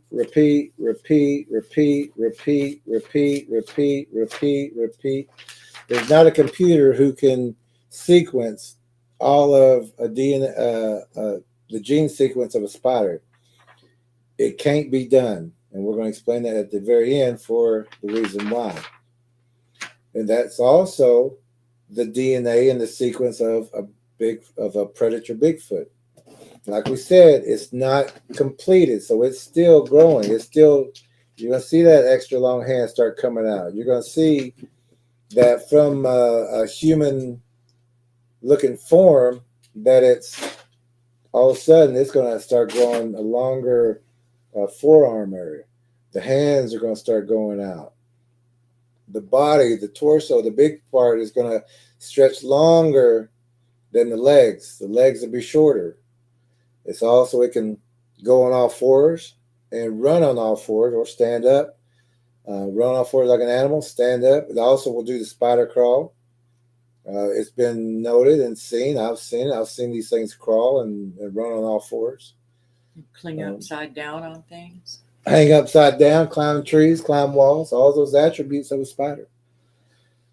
So they're running it with a human genome or a program. They're not using a spider gene sequence. Now, if you put that in a spider gene sequence, you're going to say, okay, well, there's the bird, there's the dog, there's the serpent. And another thing is the spiders that they're using are spiders that are controlled in a controlled environment. These aren't, okay, let's get a spider that bit a human. Oh, yeah. Put that in. Let's test that one. Let's test that one and see what we get. And if they do, then they're going to say, oh, well, that's contaminated evidence, and they throw that out.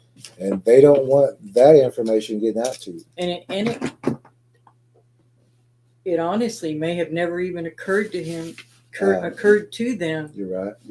That this is how it's happening. They don't understand. They just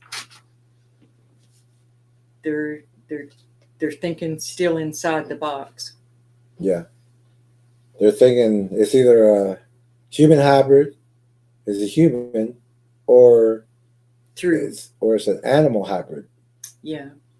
They're not looking at the predator. They're not looking at, and whenever you say man, bear, pig, you may get that kind of look, but if the outline is all predator, it's all spider. It'll all be like spider hair, things like that. Spider hairs, it's more flame retardant. It's and like a Bigfoot hair with no medulla, is can be transparent, absorb or reflect light, those kind of things. That's the attributes of a spider. Now, in our book, we talk about the legend of time, so you may have to get the book to read that whole story, or it's actually in the beginning of the DVD. So right now, they don't know what this is. They're guessing right now. They're guessing with the information that they have.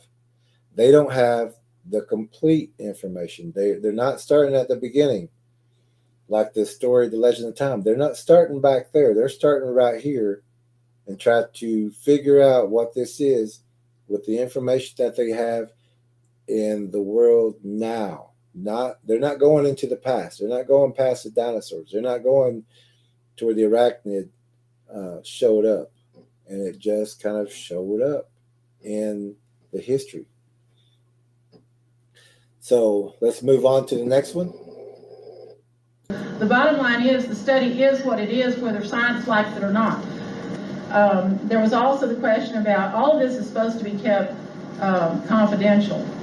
But when Nature leaked, I still chose to keep it confidential, but I did make it available to the people that participated in the study, and obviously one of them let it out.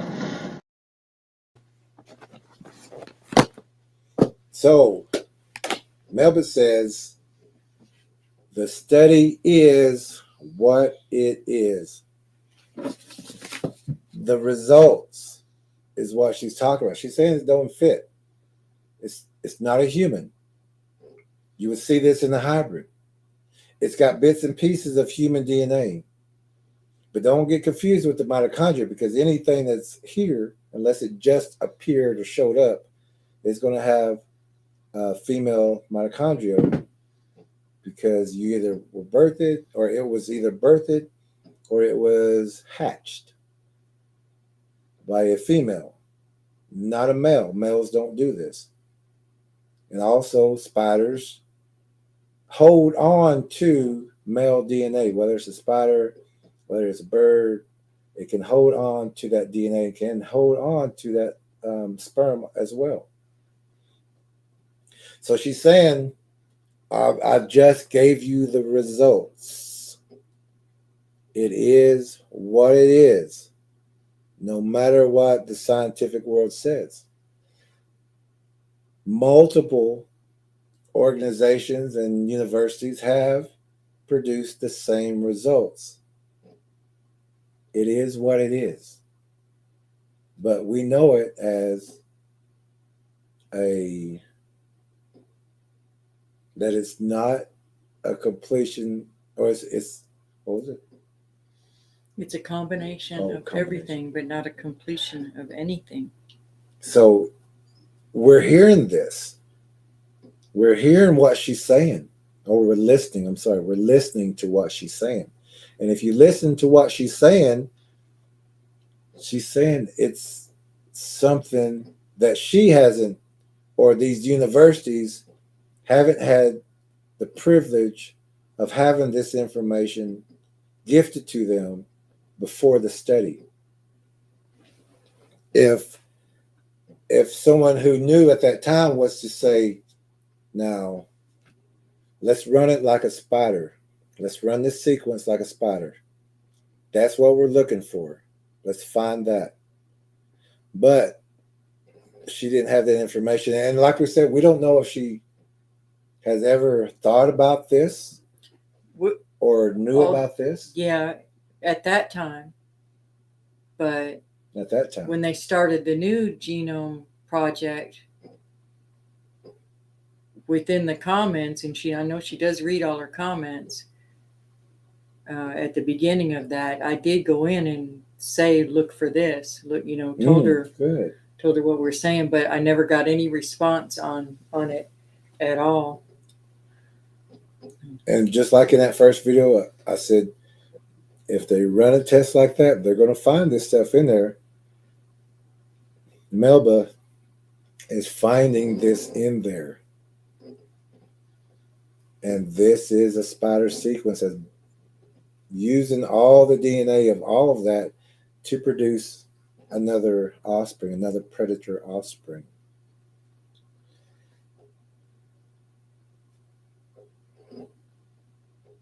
I want to hear that one part again. It's only about 20 seconds. But she tells you this is what it is. There's no way around it. The bottom line is the study is what it is, whether science likes it or not. There was also the question about all of this is supposed to be kept confidential. But when Nature leaked, I still chose to keep it confidential. But I did make it available to the people that participated in the study, and obviously one of them let it out. Also, if you heard her at the end, she said this study was supposed to be confidential. Luckily, people leaked it out. Otherwise, no one would have this information except for those very few people. Now it's known everywhere, but people are reading it wrong. People are putting their own opinions, their own theories, their own maybes, could be's, instead of listening to what the data says. But then again, most people don't know the true history of the earth. So it's hard for them to grasp seeing something gigantic like a dinosaur. But there are bones, there are things that show that these things were here. People just can't grasp that something that big can produce a hybrid, which even a small spider can produce a hybrid. This was supposed to be confidential. And she says it too. She said, even though they leaked it out, I kept it quiet. So you and I was not supposed to hear the results of the data. So let's move on to the next one. And remember, she's saying these things are single strand, single strand, single strand. All these strands are different. Ours, mother, father. Ours, us and mother. Ours, mother and father. Us, mother and son or daughter. It's a perfect sequence. It has our DNA. Our strands are connected. We're not. There's not a bird in there in our strand. There's not a serpent in our strand. There's not a animal in our strand. But she is saying there are hybrids.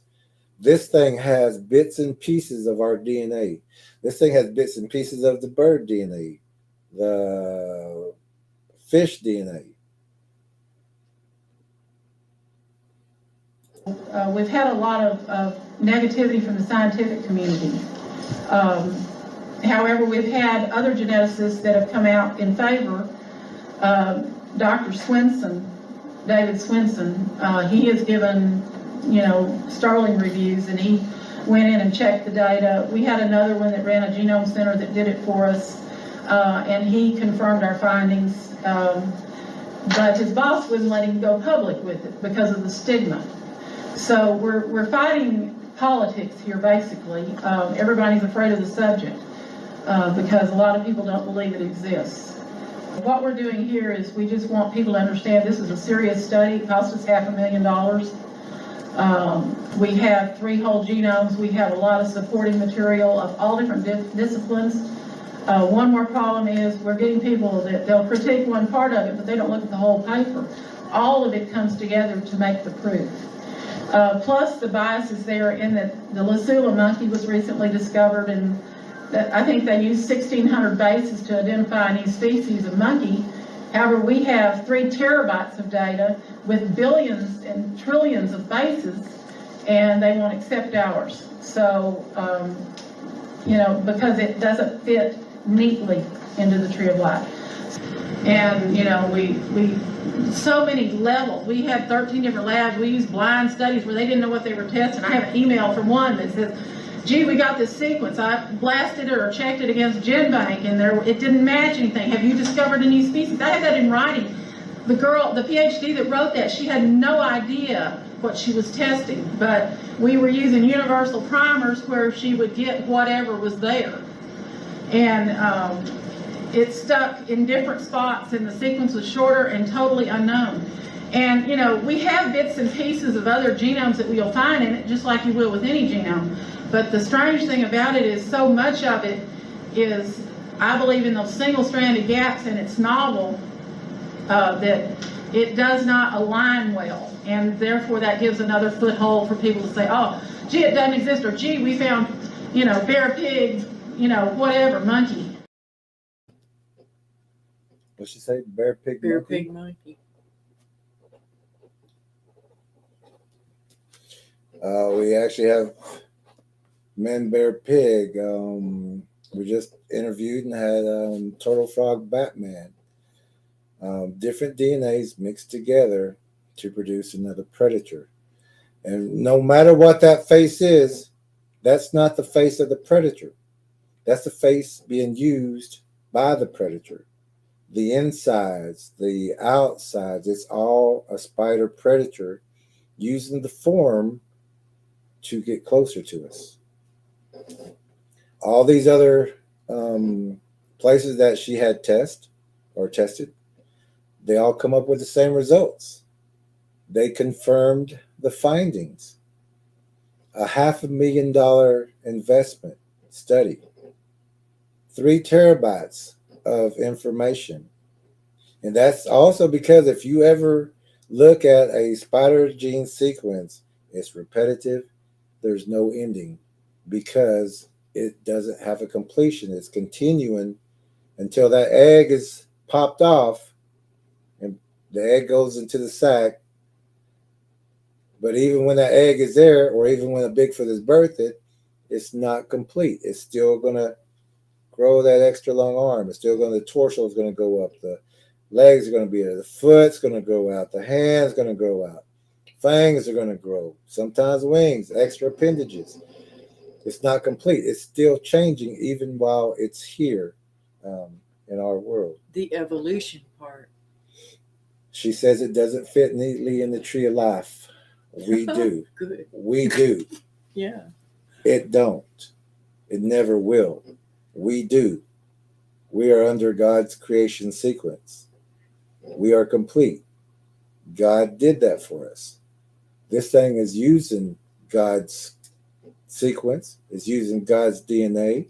It's using, what was that word we used for it?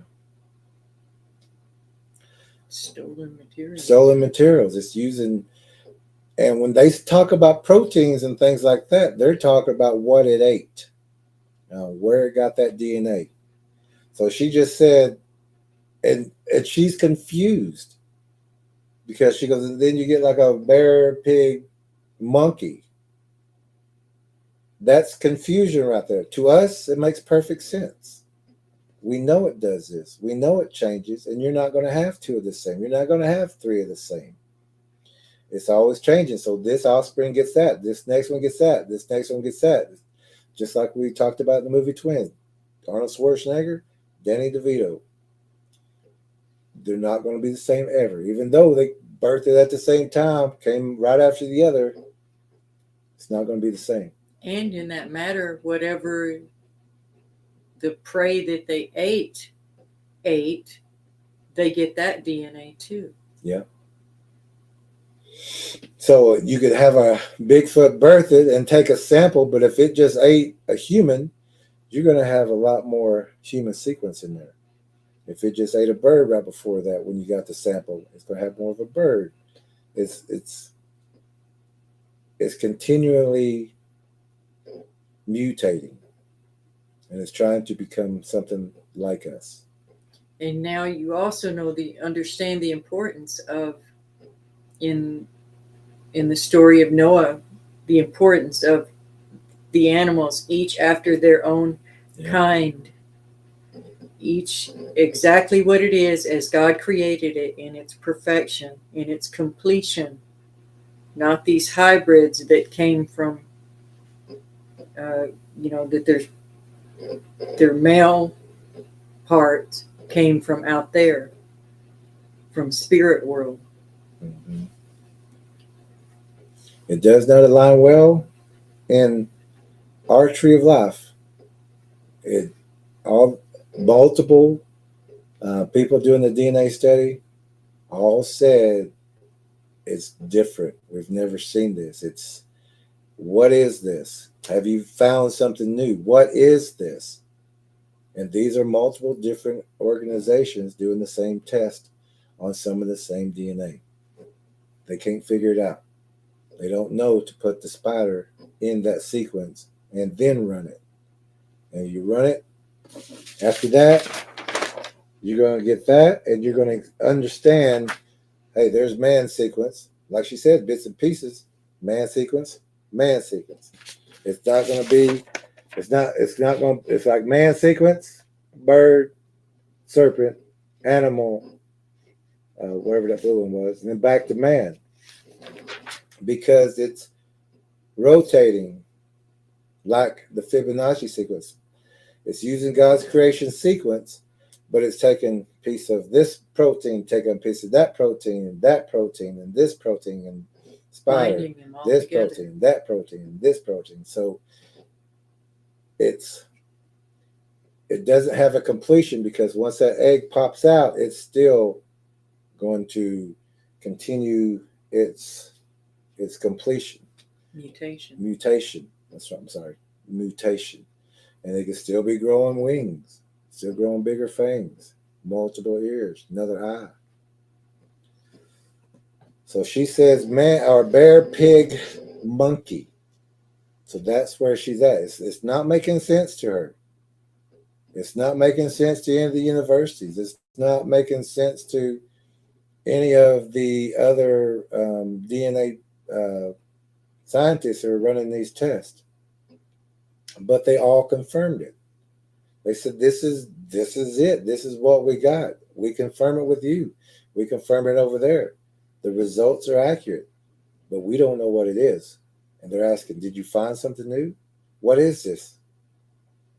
They haven't been privileged to the information or the knowledge of the past to start off correctly. And this is why they're having to do the new genome study. And if they run it with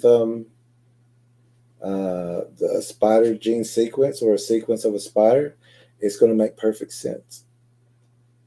So this is a big spider, multiple, that is running around in all these areas, and spiders love blood, and they will eat flesh.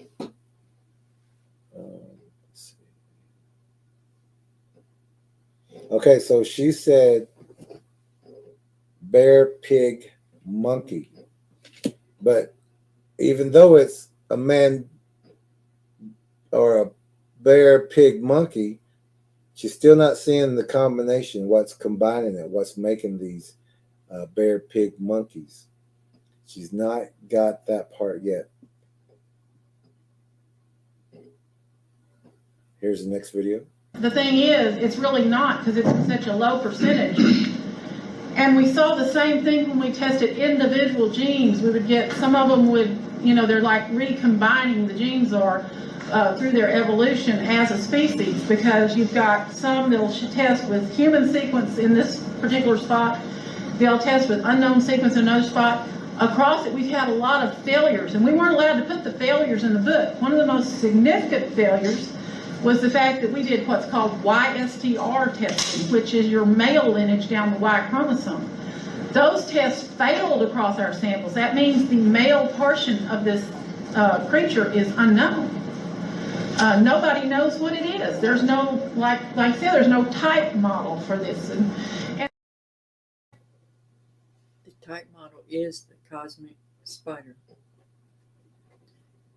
When you look at the descriptions in the Bible of the cherubim and the orphanim, the different creations, the different angels, but they're not all angels. But in that hierarchy around God, the descriptions show multiple eyes, multiple feet, multiple hands, wings and hands and legs, and it's those creations weren't meant to be here mixing with us.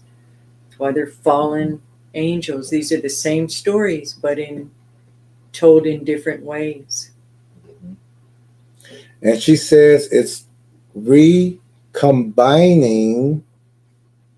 genes. I think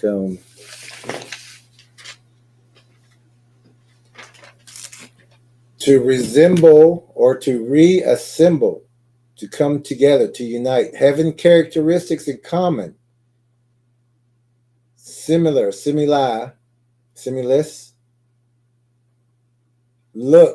it looks like, it imitates, it pretends, it gathers together to make like. Assimilate is to absorb into and make part of the body. To make like, copy, imitate, assume the form of, pretend. It's not the same as. And we are exactly, we are complete. This is not us. This is not a human. Or this is not man.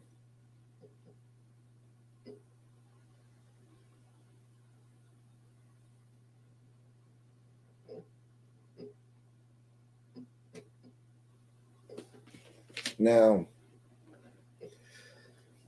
right now, I'm going to skip one and I'm going to go to this next one. Just a little bit more information with what Melba was saying. It's only about another minute, so here we go. Dennis, I want to add to this. When you see it up close, she has a gray tongue. People don't have gray tongues. They have pigment in their mouth. Skin pigment and all is colored by in people by genes, TYR gene. And across our Sasquatch samples, we designed various primer pairs to test across all mammals. These will not run on TYR. We could not get the facial or the skin coloration genes to run at all, and they are obviously very different because they got the gray tongue, and they're either black skin or gray skin. Very seldom, if you get a real light one, you'll sometimes see a dark tan skin, but you're going to see this extra pigment. And the TYR works in most mammals and is controlling skin color, and they don't have the same gene, and it's not where we can actually sequence it. It's novel. I'd like to mention that spiders have blue blood.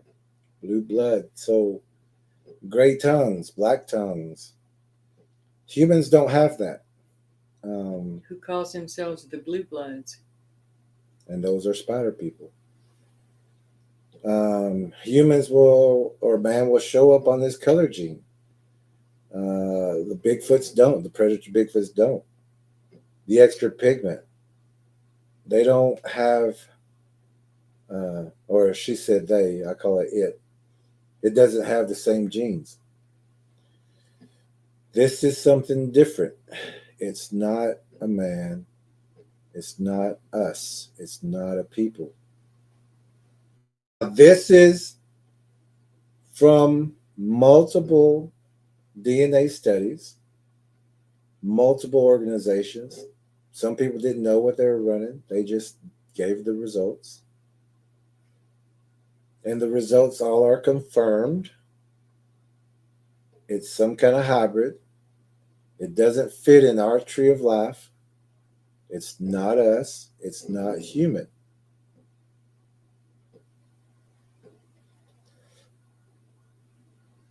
People have to just listen to the data, to the information. Now, if she would have stopped right there that would have just made perfect sense, and people could have went back and looked at that DNA study, took all the information and said, okay, she's saying it's not us. It's not a human. It has bits and pieces in there, just like a spider sequence will have bits and pieces of the dog, the unknown, the human, the bird. It's going to have that sequence. It is a sequence. You can see it. You just got to know what you're looking for and what test to run with it. If you're running it to prove it's a human, Right. and using a human sequence, you're not going to get that. You're going to call it a failure. You're going to call it a failure.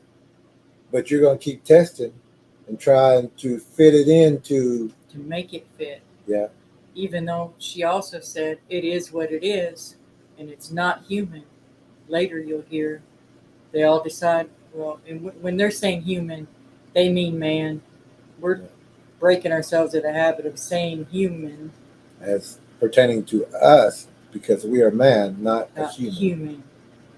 But anyway, when they say human, first they're all saying it doesn't match, it doesn't fit, and then at the end of it, they all decide it's human. Mm-hmm. So now this is actually, now after Melba has gotten the DNA, the results back from everybody, she's looked at the results, she's saying it's not a human, it's not us, it's doesn't fit in our tree of life. A little bit of this, a little bit of that. It's crossing over to be kind of like us. There's other DNAs in there, like the bear pig monkey. She kind of like, it's not us, it doesn't fit. And also, if it's not us, it's not a people.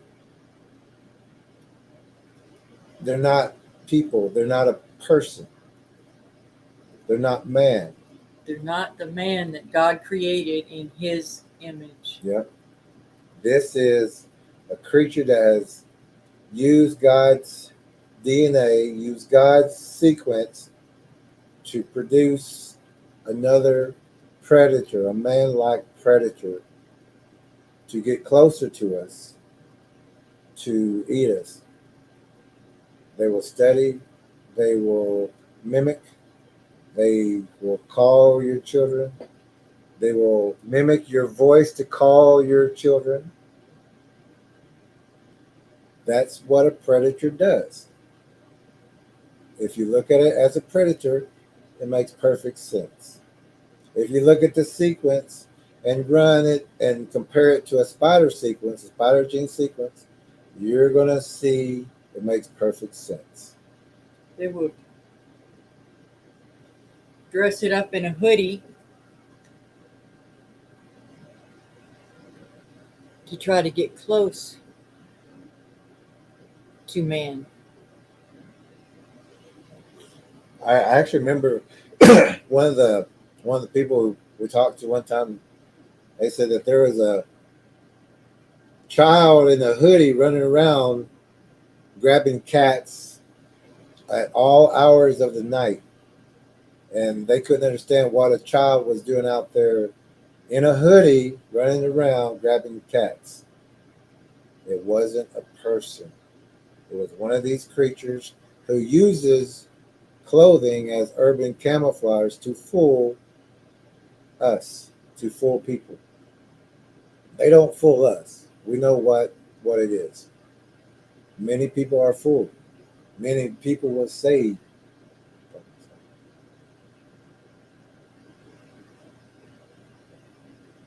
these are hybrids. They're not human hybrids.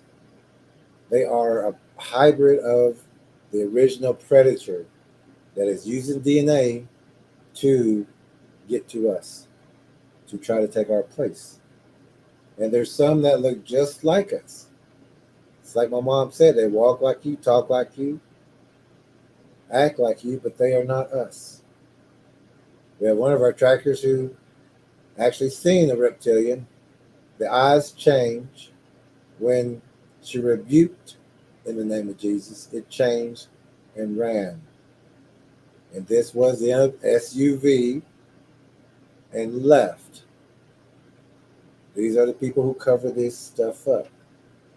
They don't want you knowing you have predator hybrids running around here taking people. This one is like an alligator Bigfoot. The snout is protruding out. It had fangs, sharp teeth. But the DNA, the sequence, everyone's confirmed it. But they didn't listen to what the data said, even though they said it with their own words, their own mouth. It's not a human. It's got bits and pieces in it. The sequence is not right. It is what it is. It is what it is. It's not adding up to be a human. And these 95, they got 87 and bits and pieces of it. It's not our sequence. It's not God's sequence. It's not us. It's not a people. It's not man. These are predator hybrids using our form to get closer to us. And that's why they'll have wings. Some will have wings. Some will have hooves. A Bigfoot with a hoof. People are like, what? But yes, if it's eating goats, rams, pigs, it's going to have the hoof. It's going to have, if it eats a lot of fowl, it's going to have wings. It's going to have webbed feet. Those will be in more water areas. If it eats more fish, beaks. One of our trackers saw, and actually, I'd have to find that, a cockatrice. In the Bible, it talks about a cockatrice. It's a winged serpent. He saw a giant snake body with a head more like a chicken coiling up a tree. He was also shooting at it, and he couldn't hit it because it was. They got up in the tree. This is a different one, but this is a hybrid. That one got up in the tree and looked at him after he had shot all the way up that tree and didn't hit it. And when it turned and looked at him, he knew it was time for him to go. He backed out and got inside his house and didn't come out. And he contacted us and let us know what's going on. And then we went into that area. This one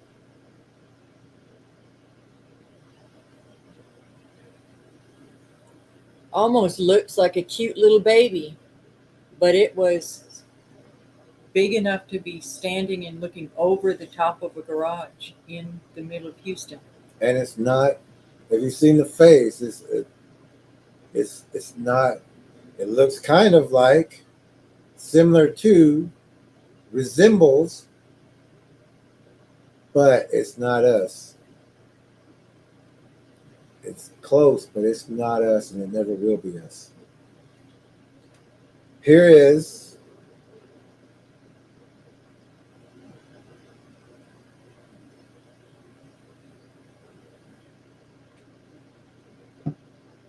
where Melba, no matter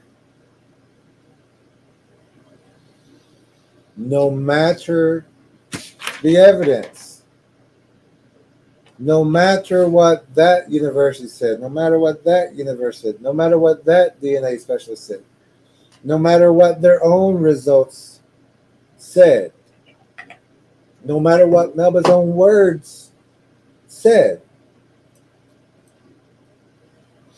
the people on this panel already had their mind made up. They were going to give their opinion, their theory, their idea, their possibility, even though they're overlooking all the DNA, all the proof. It's much simpler than what they're making it. Yeah. Either they didn't understand that it started off as a spider and has mutated by eating our DNA, by eating animals' DNA, This is where you get the chupacabra. If it's eating more wolves, you're going to have a walking wolf. If it's eating more elk, you're going to have the Wendigo, or you're going to have did we say chupacabra? The man bear pig. You're going to have the what she say Name your abomination. and that's why we say you name it, because it's going to continue to change. The spider sequence is a continuation changing. It's like throwing it into a washer, but it's going around. It's taking protein here, protein here, protein there, protein here, protein here. And all that protein all is forming the next predator. The more protein from, if it just ate the wolf, it's going to come out more of the wolf because it's got pristine new DNA that's mixing in there when it's time to make the offspring.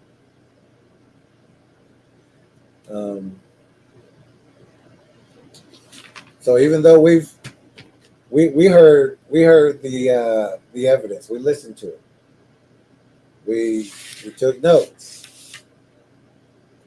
We know from their exact words it's not a human. It has a sequence. It has bits and pieces, but it's not a human. Of both modern and ancient humans. Yeah. And how do you get modern human? You eat a modern human. How do you get modern animal? You eat a modern animal. Our DNA don't do that. A spider takes that DNA, finds it, and produces another one. The wolf spider, bear spider, bird spider, whatever. The multiple offspring is what the spider eats. The DNA, that protein is used to produce another predator offspring. Bigfoots are the same way. Even when they birth, they can still have one that's going to grow wings later. It's going to grow an extra appendage. But it's going to change. It's going to change. It doesn't have a completion sequence like God's completion sequence, like the Fibonacci sequence. God's fingerprint. We are God's fingerprint. Perfect symmetry. 1.618, 1.618, 1.618, 1.618. Everything is perfect the way God intended man to be. This is not God's creation. This is something using God's creation, using God's DNA, using God's sequence. But it was never supposed to be here. It's not us. It can never be us. It can be similar to, it can resemble, it can be man-like, it can be mankind or kind of like man, but it's not us. It's not a people. It's not a human. It's not man. Now, with all that, I'm sorry. I want to read Luke 10:19 again. Behold, I give unto you power to tread on serpents and scorpions, and over the power of the enemy, and nothing shall hurt you. Over all the power of the enemy, and nothing shall hurt you. Serpents and scorpions are both capitalized. And scorpion for these purposes is just an arachnid. It's another kind of, it's in the spider family. It's all in it. You could make up your own name for spider, but that's what this creature is. This predator. Also, you don't ever need to rebuke anything that is God's creation. If you got to rebuke it, it's not a good thing. And if it responds to that rebuking, it's not from God. God doesn't tell us to rebuke each other. He tells us to rebuke demons and correct each other, but correct each other, but we are we to don't rebuke. cast humans out of humans. Exactly. We don't cast out humans or man. Yeah, that's a hard habit to break. It is. Not to say, yeah. But man is man. Woman is woman. The sequence is correct. these predators don't have our sequence, but they're using it. It's using it. And that is actually the word, the ancient word for a The spider. bottom line is the study is what it is, whether Oh, Oh, maybe we were listening. I Okay. Did you bump it? bumped it. But that's where she said it is what it is. that was, Yeah, there you that go. was actually good. We're trying to, and Mel comes on and says, it is what it is. Yep. There it is. It's not a human. It's not a people. This is the facts. This is the DNA. This is the results of multiple organizations coming up and confirming with each other, but none of them can understand it. And now, on top of that, we literally have the people in the labs mutating the genes and Yep. the DNA and literally putting spider DNA into everything. They're obsessed with the spider silks and putting spiders in goat's milk and all those kind of things. So they're compounding the problem. And they're even injecting these parasites into But people Yeah. without people knowing it. Yeah. So they're trying to put spiders into man. They're trying to change us. These are spider people. These are hybrids. These are reptilian. These are Predator predator hybrids. mutations. Of this spider beginning. It's using all the DNAs, and that's why you're going to have nothing's going to be weird or out of your thinking, because man, bear, pig. Okay, I know what a bear is. I know what a pig is. It's using everything from here. It's all of God's creations. It's eating all of God's creations, including man. And it's mixing that into the DNA to produce a predator hybrid, a Bigfoot, a walking wolf, chupacabra, Wendigos, Mothmans, you name it. Man, bear, pig, turtle, frog, Batman, bear, pig, monkey. And that's her own words. Now we're coming into the disheartening part of hearing Melba also, after she has already gave us this information. Oh, but we wouldn't have this information if it hadn't been leaked out. No, we would have just had to been going with, if you had the documentary and listen to the first part of this, we talked about that, but we didn't have DNA results. But we've been talking about this before the results, or before we knew about the test. I don't know why it's going off like that. You double check the. Oh, the battery's low. Oh, hold on. There we go. There we go. Sorry. So now this is the disheartening part, because if it was me and I wrote this down, I would have been like, okay, it's not a human, some kind of hybrid. It's not a man. It's got multiple DNAs. It's the sequence is. It's got everything. It's it's same thing. Most of them, the scientists said was, what is it? It doesn't make sense. Doesn't Throw make it out. sense. It's a failure. Yeah, let's throw that out. Let's run another test. But it is what it is. It is what it is. Makes perfect sense if you run it with the spider gene sequence.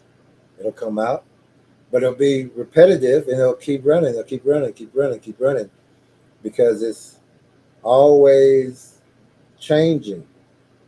And that's, You need to run everything against a sequence of the big stack of unknown. yep. And it'll make perfect sense. Let that be the sequence. Let that be the sequence. So after hearing all the data that she herself produced, other universities, other places produced and confirmed, it's not a human. It's got bits and pieces of us in there because it's been eaten. Now we're going to listen to some of their theories, and these are the people on the panel, which they weren't listening. They weren't listening to the data. They weren't listening to the results. They already had their opinions. And to me, this seems to be where Melba was either thinking that I'm not going to be the last one to figure this out.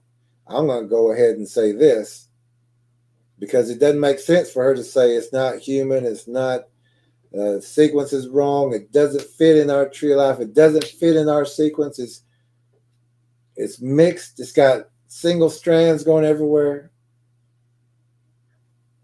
And then she comes to her theory, which we don't want to hear theories. The facts are enough. We don't need to hear an opinion. The facts are enough. We don't need to hear an idea, or I could be, or it could be a belief. So we're going to play this next one, and we're going to, after all this data, after all what she was saying, let's hear what she says now. This is just a disheartening part, because if you look at all that, if you look at everything, there's no way you would come up with this opinion. Thousands of years, and there's still not a top specimen that we've been able to get our hands on. So they really, in a way, they don't need our protection. But as we encroach and as people have more sightings, they need to understand that these are a type of people, and they need to respect that. After saying that they're not human or not man, but now they are within the same press conference. And we're not just picking on her. No. She could be anyone. All of them have. Yeah. She seems like a real nice lady. All that DNA, all that data, all the information, terabytes. I mean, a terabyte is like, and if you run a spider sequence, you're going to get hundreds of terabytes. It's going to just keep running and be repetitive and run and run and run. But to listen to all that and then say they're a type of people, that doesn't make sense. Bits and pieces of man in them. It has bits and pieces of. Yeah, and they talk about it's up on two legs, and then in another part, I don't know if we have that clip, and then it's down running on four. Other than when a baby's learning to crawl, which is necessary, we don't do that. That's not what man does. That's not what people do. Nope, sure don't. So Melba just grabbed all this and went, they're a type of people. Although everything you just said was not. All the information, all the data says it's not. But out the door, back to square one. And so then now they all on the panel, not all of them, but the bulk of them made it clear that they want these things, these predators, protected. This is another guy who was on that panel. After hearing all the DNA, came up with his own conclusion as well. We're going to listen to him real fast. I was in law enforcement for 14 and a half years, and I was a major crimes detective at that time. I was on the SWAT team and whatnot. I did a lot of forensic evidence collection and stuff of that nature. So one thing I'd like to say is that, I was a cop for a long time, and I did a lot of major cases and a lot of big trials for high-profile crimes, child molestation, homicides, major assaults. And I can tell you that every day we convict people of crimes based on circumstantial evidence alone sometimes, or even not very much evidence. But I can tell you there are mountains of evidence related to this subject. We have fingerprints. We have footprints with dermal ridges in them as far as casts. We have biological material, hair, tissue, bones. We have DNA that shows a novel subject. And we utilize 1/10 of that type of evidence to convict people of crimes and put them in prison for the rest of their lives. And to all of us here, it gets to be quite frustrating that we just keep pounding and piling on more and more and more significant evidence, and we get nowhere with it. Okay, now this is the guy who was on that panel. He used to be in law enforcement. I don't think he is anymore. And actually, the officers are supposed to be peace officers, not enforcement or a police force. Okay. This is a prime example of people Remember who know. this? Multiple arms all over the world. Blackwater military. And they're saying the God of all things. That's not by coincidence. So this guy used to be in law enforcement. I don't think he is now. He says there's mountains of evidence, but he didn't listen to the data. He should have said there's mountains of evidence that says this is not a human, that this is not a people, that this is a hybrid of some sort, that it doesn't fit into our tree of life. It's not us. It's mixed with all these other things. Mountains of evidence that it's not us, that it's not a people, that it's not a human. Mountains of evidence. And then he turns around and says that these things are people, they have families like you and I do, they play with their kids, they have language, you know, they're just trying to survive. They're trying to scrape up enough food every day to get by to the next. And to stay out of our sight. And it's not right to kill them. We've got plenty of evidence here to prove it without doing it. You don't have to kill, you know, a human being basically to prove that it exists. So he says it's a people. He decided. I hope y'all were listening, because I listened to Melba. I listened to the results. This guy already had his mind made up, and he's on the panel. He's not a scientist. He doesn't know about the sequences. His main goal was just to prove that they exist. Yeah. But then he said they're a people. He says that they play with their children. They teach their children to hunt. If anybody knows about the male and the female duties, as Lee Tracker was saying, that the males, it may look like playing, but if you look at cats, the mother cat will look like she's biting, but she's teaching how to grab the neck. She's teaching how to scratch the stomach. She's not playing with the offspring. She's teaching the offspring how to kill, how to hunt, how to be stealthy, how to hide, how to sneak up on something. So this guy's got mountains of evidence, and he turns around and says they're people. That doesn't make sense at all. They've already had their mind put up on this. So after all this evidence, there's one, there's two, there's three. Everyone on this want that panel, paper back so you can throw it again? I'm going to throw another piece of paper. But with the evidence, with everything that was presented, everyone brought, different organizations brought it. This ex-law enforcement guy comes on and says there are people. That don't make sense.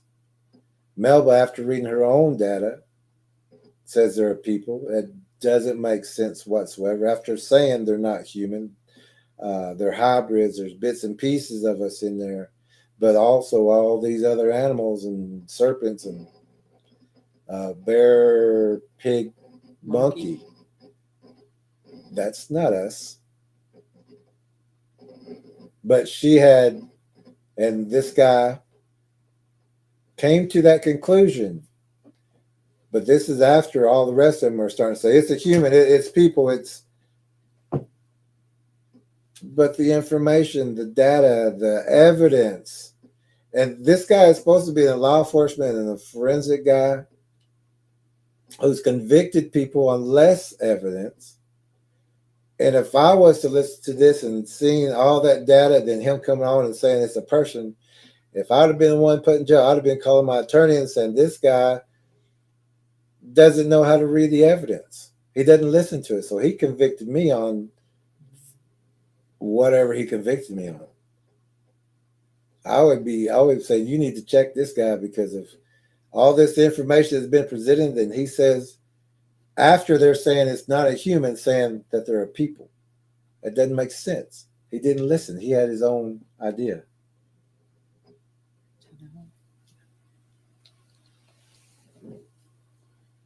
Multiple arms. And this is, you will see this on the desk at CERN and in front of their building. And that's a portal, by the way, that she's coming through. It is coming through. And those are wings. And that's what that with claws also behind her. Obama Newsweek cover was based on this. And that means destroyer of worlds, coming to Earth to destroy the world, to destroy us, to destroy man, as the fallen angels. So that was two other people on the panel. We're going to play one more person who was on that panel. And this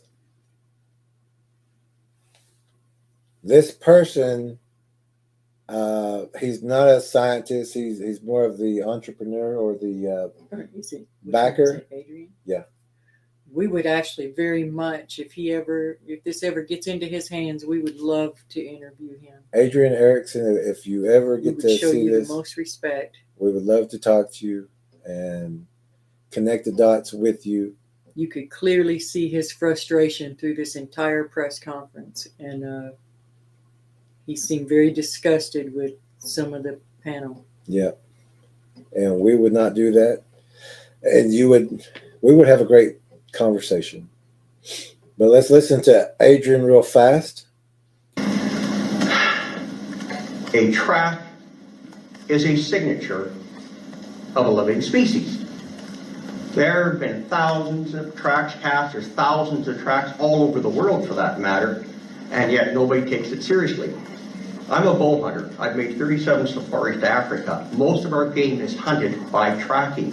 Some of those animals you'll never see, but you know they exist because they leave tracks. Sasquatch have been reported in all 49 continental states and all 9 continental provinces in Canada.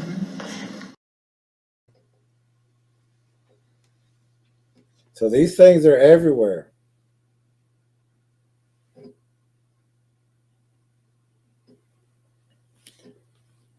Now, here's where two of the people on the panel are going to contradict each other. One is saying they just want to live their lives and don't have nothing to do with us. They contradict themselves. Well, yeah, they contradict themselves. It was the results. But one is saying, they don't want to bother us. And the forensic stay away from us. Law enforcement is saying they're in your backyard. That's where I do my research, is in towns, urban areas. Is that where you'd be if you wanted to avoid people? If you was wanting to avoid people, you would be the furthest away from a city or a town you could possibly be. You wouldn't be putting bows and blinds right outside of daycares and homes. And yeah, especially daycare. Peeking in their windows. So here's where they're going to, and none of these people on this panel have the same mind. They've all came with a different agenda, They may have started with the same thing, but by the end of it, they were trying to, I don't know. It was, even if you watch the ending of that, you can see they're all, one side is trying to they're all trying to overlook the information. They're all trying to put that DNA result study to the side so they can say what they think it is. So here is a quick, or what they want it to be. of what they want it to be. And here's a quick contradiction. And that is just not true. They avoid us like the plague unless they get to know us, like with the witness sites. Something else I like to bring up too, and this is important because people have the conception, even that believe these things, that these things are out in the wilderness, and that's just not completely the truth. There are some that are out there, but then there's many others that live right on the outskirts of these cities. They live in people's backyards, right beyond the fence. They watch people all the time. They may, take some of their garbage when they get hungry. Most of the sites that I've worked, are adjacent to housing developments in a lot of cases. They're right there. They are right in people's backyards, and people have no idea that they're like it. One of the Dog food goes missing. Also, before it cut off, he talks about missing pets and missing horses. If you've been with this channel, you've seen that. We've talked about that. We have people that we're helping right now or have helped who has came on the stream to tell everyone that this is happening. One of my dearest friend's husband was almost snatched out of the tub by one reaching through the bathroom window. Does that sound like curiosity? We're trying to stay away from people when it's trying to reach in a window and grab a child and pull it out. These things are hunting people. They're hunting everything. So here in this first part of this next part, it's going to talk about the hair, the DNA, but it's going to talk about that the hair is different. And then we're going to show you something really quick. We have thousands of hairs. They're a unique hair the hair unique. They're not recognized of any species in this world. They're a unique hair. We have thousands of them. But now we're going to burn Bigfoot hair. And like we were saying, it's kind of funny. We just came out here to work a few things out. And we have burned Bigfoot hair. But here's what Bigfoot hair looks like it burns. It will not flame up like regular hair. And it will get hot and red like metal, like a coarse metal, like a Brillo pad, really. Hope I won't burn myself again this time. You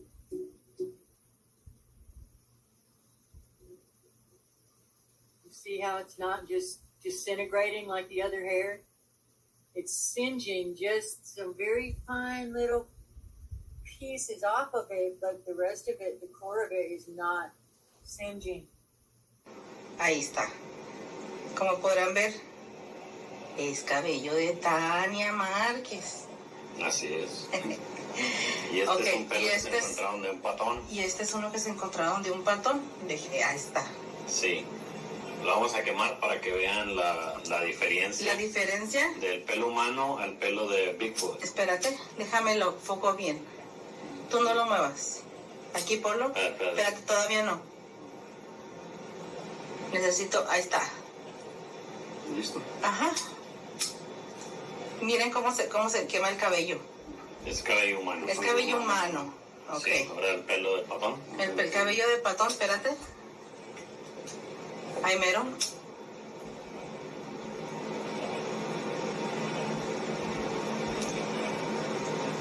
Todo lo que tarda para poder quemarse. Básicamente es pelo anti-incendios, antifuego. Yeah. Wow. That's amazing. Mira ya todo lo que tienes. Yeah. Y sigue igual. Y básicamente no se quema, se lo pasó. Mira, gente. La pura orillita del pelo. Esto es real. Esto es real, esto no es.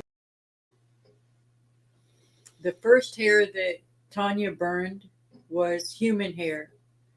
It has an odor. It burns immediately, very quickly. Same thing with animal hair. Completely different from this hair.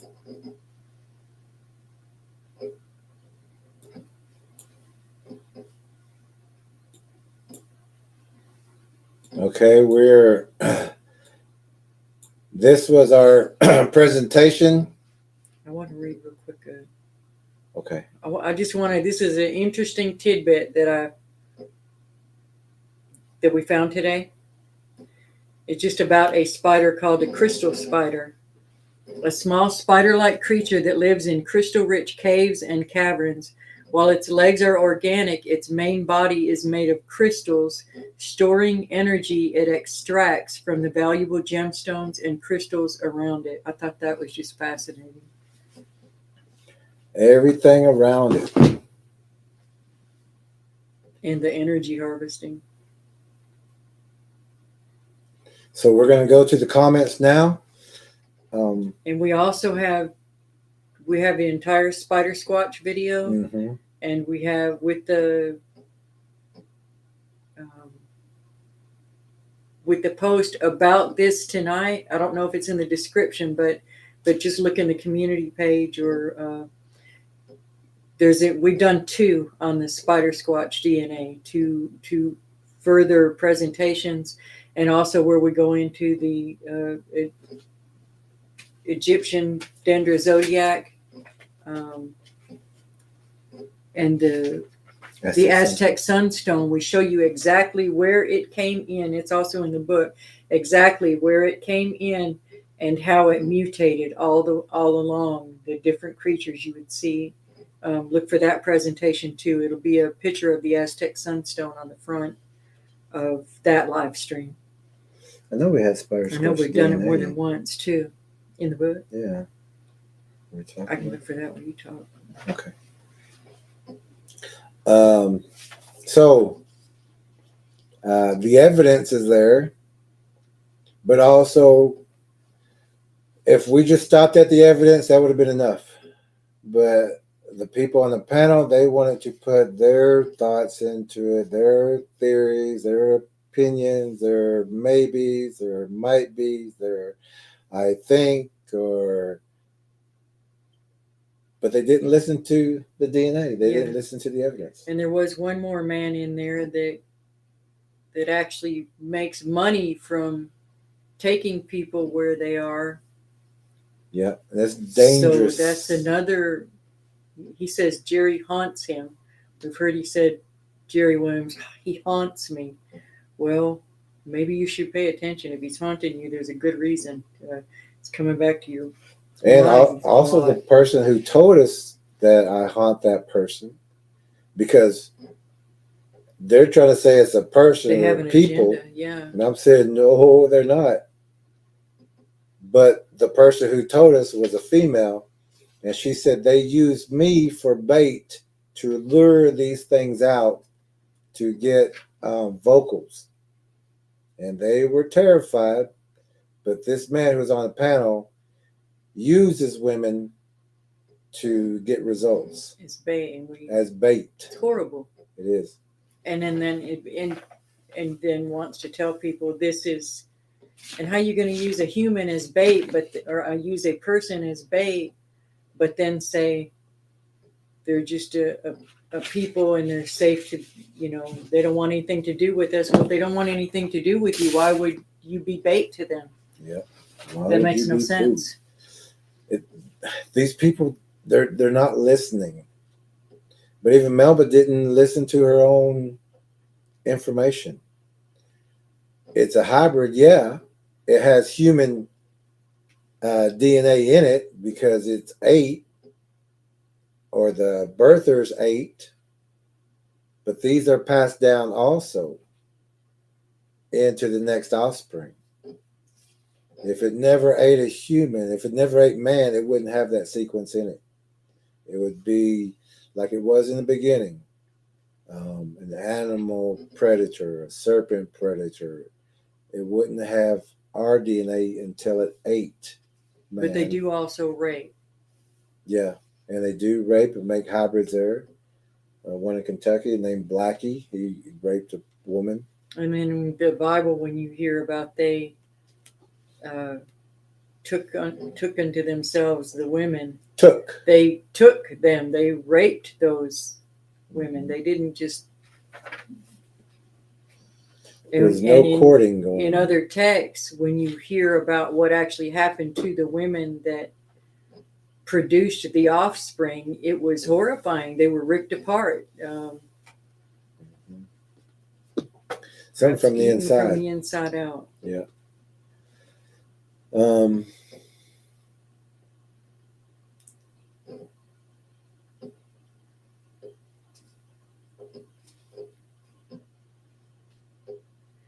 I want to read the first couple paragraphs from our book. Okay. This is some sections from the introduction of our book. We wrote this book because of rampant misinformation about Bigfoots that leads people into life-threatening situations, such as being bait, the encouragement of wood knocks, whooping calls, gifting of items, the misinformation that some of the predator Bigfoots and predator Bigfoot hybrids could be good, that the walking wolves, mothman, chupacabra, lizardmen, goatmen, man-bear pig are a different species, that the predator Bigfoots and predator Bigfoot hybrids are just curious, or that the predators will not harm you unless you harm them, is wrong information, dead wrong. Stories that the original people known as Native Americans of the American continent have lived, befriended, and traded with predator Bigfoots in the past are also misconceptions. These falsehoods and others have cost many people their lives. Our book has been written to open eyes, ears, mouths, and minds to the truth that a predator is always a predator. One does not get predator training while another goes to charm school. We regularly receive reports of predator Bigfoot's activity in many locations from state to state and in other countries. I'm going to skip past all that. That's enough out of that. Okay. So there it is. What did Melba say? It is what it is. The study Science is what it is. The science is what it is. It can't be changed. It's not going to change. It's not going to become a man. It's not going to become a people. It's going to always be a predator, and a predator is always a predator no matter what. This one uses different forms, different DNAs to take different forms, but it's still a predator. The inside is just a predator, no matter the face, no matter the size. A small predator can rip people apart. A cat can rip people apart. A small cat can rip people apart. And the closer they get to looking like man, the more man that they have consumed over their generations. Yeah, if it's more man-like, if it looks more like a human, it's been eating humans. It's been eating man. It's been eating. Yeah. It's got that DNA, and it's changing. It's getting better and better and better. So any of them that mimicking us, any of them that look like people, it's eating. And if it's close to you or people you know, it's got plans. When you think that it's gifting you something, it's not gifting you something. It's trying to establish a connection so that it can get closer to you, like any man predator would when they're grooming someone. And people don't understand that gifting in the insect to the animal to our world, to man's world, is a courtship. It's a mating ritual. So when people are gifting, that Bigfoot's going, okay. When a tarantula is tapping on the glass, it's looking for a mate. These things are out there tapping on your daughter's windows. Yeah. And some mothers are going, oh, it's just curious. Yeah. It's okay, don't be scared. Oh my goodness. So let's get to the comments. Let's do the comments and we'll catch up. And then we will close for the evening. Yep. Okay. Let's start back off with Jamie. With Jamie, where? Which one? He's or she's in the room. Jamie says, War Chief, I'm thinking the predators are snatching all these people in national parks. Not all, but the majority. The majority, yeah. Yeah, you're absolutely right. You are correct. Jennifer says, this is so funny. I asked God to make me a warrior in California because I already knew how to be nice, and he puts me here. I can see the humor in that. Yeah. So you want to be a warrior? We got a spot for you. We got a job for We got you. a job for you. She says, Jamie, how many national parks are there? Maybe we can get parks to give flyers out and warnings about predators. Look, the national parks somehow, with all this technology, don't even have a database between each other of the missing people. That is not by accident. You're not going to get them to agree to put up those signs for you. You can make your own flyers and stick them up here and there. But they're going to wonder why you are putting them there and why you are in that area doing this. Also, the parks they don't are even under. like you to ask about it most of the time. Or they'll shun you off or try to make fun of you, try to discourage you. Mm-hmm. But also, the parks are under the United Nations. That's why you can't have a weapon there. That's why sheriffs can't go there. I mean, they can go there, but they're under the authority. They don't have the jurisdiction. They don't have the jurisdiction, and if the people at the park says take your weapon off, they have to take their weapon off. Makes them vulnerable. So it's not a United States. It's not your state or your county that's running that area. That's under the United Nations. And if you're looking for missing people, you don't look under the missing people list. You look under the presumed dead list. And you're going to find a lot of names on that list. And also, some of the most vulnerable are the homeless people. The addicts, the ones that sneak off to the same kind of places that wherever you would go to hide, that's where these things are going to hide too. And so nobody follows up on them. People just assume they OD'd or they just different reasons. They just disappeared or they got run off or they wandered off because they're homeless. Well, they're disappearing and they matter. And there's mercenary groups that work for the United Nations who go in and look like law enforcement, and it's to quieten or to cover up these attacks. And it was a park ranger that with Tracker A had the reptilian eyes. Mm-hmm. The good people get weeded out for the most part, just like in every organization. Or they get paid off. Yeah, or you're threatened. Yeah, a lot of these deputies even are just told, you want to keep your job, you keep your mouth shut. Yeah. For the greater good. Yeah. Jamie says, with all that DNA, no wonder the predators are so unbelievably strong. Yes, you combine every attribute of the incredible animals that God made, plus, which I mean the original, and also the strength of a spider. Yeah. How much can a spider lift? How much can an ant lift? Now imagine a spider with that size. It's going to be powerfully strong.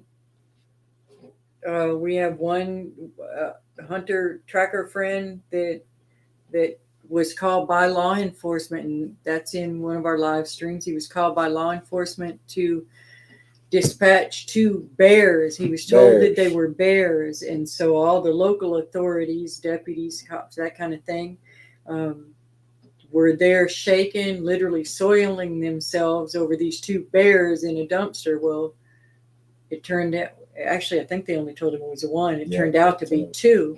And when he shot it, the big one first, the biggest one, it still had the strength to pick a double door steel dumpster up with one hand and, in his words, shake it around like a paper bag.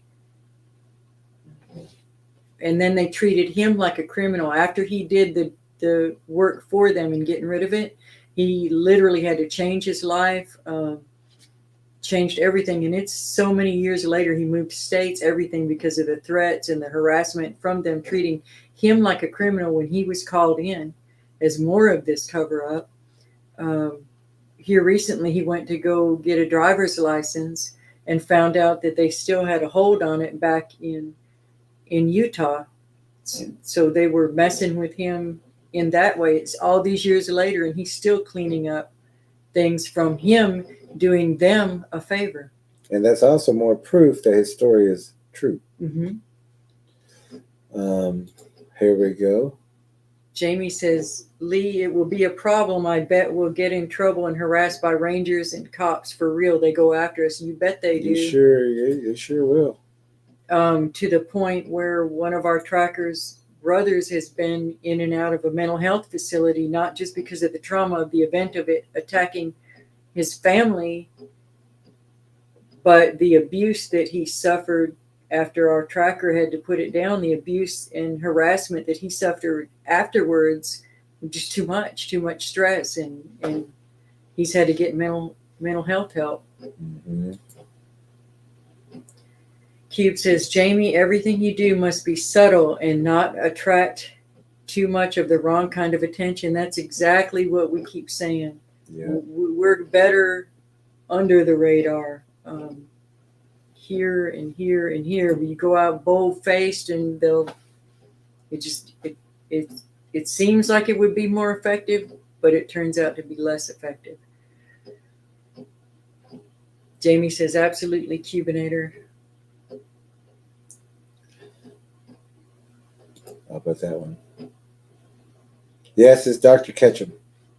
And you can find that entire stream, Dr. Ketchum calls press conference or something like 2013, I think. And they're still working on October the 8th. The new one now. I don't know what the holdup is there. We didn't submit any evidence because we're not going to sign a we burn ours. DNA. What is it? NDA. NDA. Non-disclosure. Jamie says Dr. Ketchum was amazing, but the science community turned their back on her. Yeah, I'll give it to her that she's at least trying to find the answers. We just wish that she would really realize what it is that she's looking at. Mm-hmm. Cube says we are created in the image of God. Exactly. Mm-hmm. Fibonacci sequence. Look who's ratio. here. Huh? Look who's here. Hey, Night Stars. Everybody saying hello. There's Katie. Katie. All right. Glad you're back. Everyone's coming in. Let's see right here. Jamie says, yes, you hear about reptilians. Seeing what the heck is that now? Yep. Yep. JR is here. All JR. Right. JR and Night Stars, huh? Sneaking in late. Sneaking in late. Graybeard says, Tree of Life is a theory based on evolution, which is not true. There you go. Yeah, we evolved mentally by gathering information and spiritual power, but this is us. This is us. It's not going to change. There's a sequence. Perfect sequence. God's pattern is pure artistry. That's us. Look who else is here. Judy.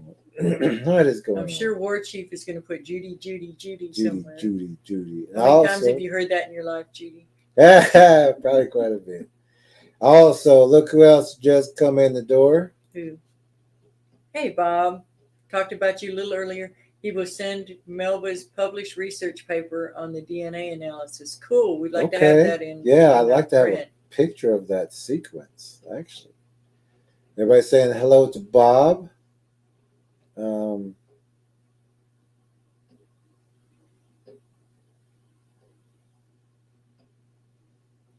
So. Hey, Danette's here. There it is right there. You called it. You called it. There it is. Good job. Judy saying, thank you for sharing this DNA information. You're more than welcome. Oops, there you go. Everybody saying hello to Judy. She says she's hanging in there. Danette. All right. Good to see you, Danette. Good to see you, Danette. Wonderfully explained. Everybody saying hello to great job. Danette. Where'd you say that? Oh, wow. Thank you, Danette. I didn't see that. I just seen Danette was here. Everybody saying hello to Danette. There you go. Jamie says, Yes. yes, no medulla. It's empty in the middle. And some of the spider hairs too. If you look into spiders, you'll find so many traits, including some with the translucent hair similar to a polar bear. Mm-hmm. And how it resists heat also. You're more than welcome, Judy. And we just want everybody to have the correct information and understand that the information is out there. Everyone just wants to not listen to it. They want to interpret instead of listening to the results.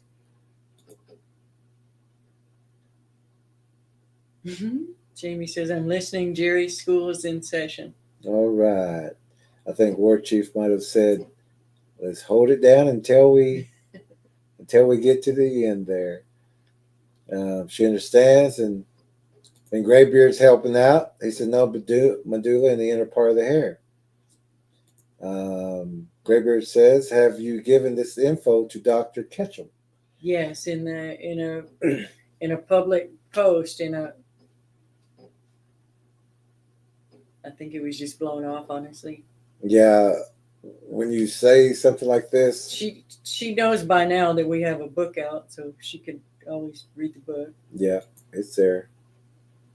Not a human and never an ape. That's right. It's not that. It's not that. So study the spider, science then too. Yeah, yep. Sure is. It's binding DNA is a binding DNA. And we go more into that, and also a study by Sarah Stillwagen. In one of the Spider Squatch DNA, we talk more about that binding DNA that's gluing everything together. Joyce says governments are supposedly leaking info about aliens. Are they now leaking info about these predators? Are they preparing people? We're noticing more and more. What do you need? We're noticing more and more references to spiders in the media, in the movies, and things like that. So it's the information's all over the place. People just don't put it together. Mm-hmm. Also about the aliens, aliens don't come from out there. I mean, they can go up there, but if they are here, they were made here. They're hybrids of this DNA. It's just another mutation. They're like a hive mind as far as the Greys. Then there's the cloning. There's all the genetic experiments that man is doing, the mad scientists are doing. Mm-hmm. It's just a big cauldron. And you gotta think these are not us, so they can be hatched and they can be birthed. They can be water birthed, things like that. Think animal and predator together. Yeah. 3 white eyes is something I'm seeing here, Jerry. It could be more than one together. Or it could be multiple stacked eyes. Up. Could be multiple eyes too, just like spiders have. Yeah. Hey, Uruguay, Maria Bustos. Mariella. Great. Bendiciones. Great beard. War Chief. Everyone's saying hello to you, Mariella. That's a pretty name. JR says, it seems the predator Bigfoot hybrids are attempting to become the divine image and likeness through absorbing the counterfeit. They exhibit animal brute force, but never gain the ultimate power of spirit. Exactly. Yeah, good job. Saludos from Uruguay. Good. Does she know about our Spanish? Oh, version? Mariella. We just got translated the Spanish version of our book. This is the Spanish version, Mariella. It's on Amazon also. And we'll do Or- a stream with Yeah, we're Jose gonna. and Tanya. We'll do a stream to Yeah. let people know about that We'll have a book signing translation. Yeah. after everything's taken care of in the first part of October. Jennifer said she took a picture of a blue blood and he looked blurry and the blue toned and blurry and blue toned. Interesting. Let's see what she says here. She says the way this connects with the Bible when interpreting the words such as serpent into spider is really fascinating. Mm-hmm. And the octopus also have the squid. They have blue blood, but it's just a water spider. I mean, they're all spiders are unclean spirits. So yes, says Q. What is it? And there's a reason that we just have a natural, innate revulsion of most people are really repulsed by spiders instinctively. What is this? Sodomite Graybeard. from Kenya? Oh, yeah, he's talking about the picture on the Newsweek picture of this Oh. spider being. Let's see what he's got here. JR says, I once saw a newfangled Bible version which stated, so God created humankind in his own image. I dropped it immediately and ran back to my King James version. Good. I don't like the newer versions. Good job. Everybody's saying good job. Look who's here. Oh, yay! SMA Mommy. We're always so glad to hear from you. Hope everything's going well there. Yes, SMA Mommy. Good to hear from you. JR says, I was getting concerned that I was eating too much fish this summer. Don't want to grow flippers. I'm glad I don't have a spider in me. Yeah. Everybody's saying hello to SMA, of course. And also they're pushing that humans eating or people eating insects thing so much lately. The World Health Organization telling us all that we should be eating. I saw one woman get down and slurp up a worm on the sidewalk. She was a leader at the World Health. So those are hybrids. On purpose. That's a hybrid. We don't go down looking to eat that stuff. It's good to know what you can eat if you have to. If you have to, but no. But just to make it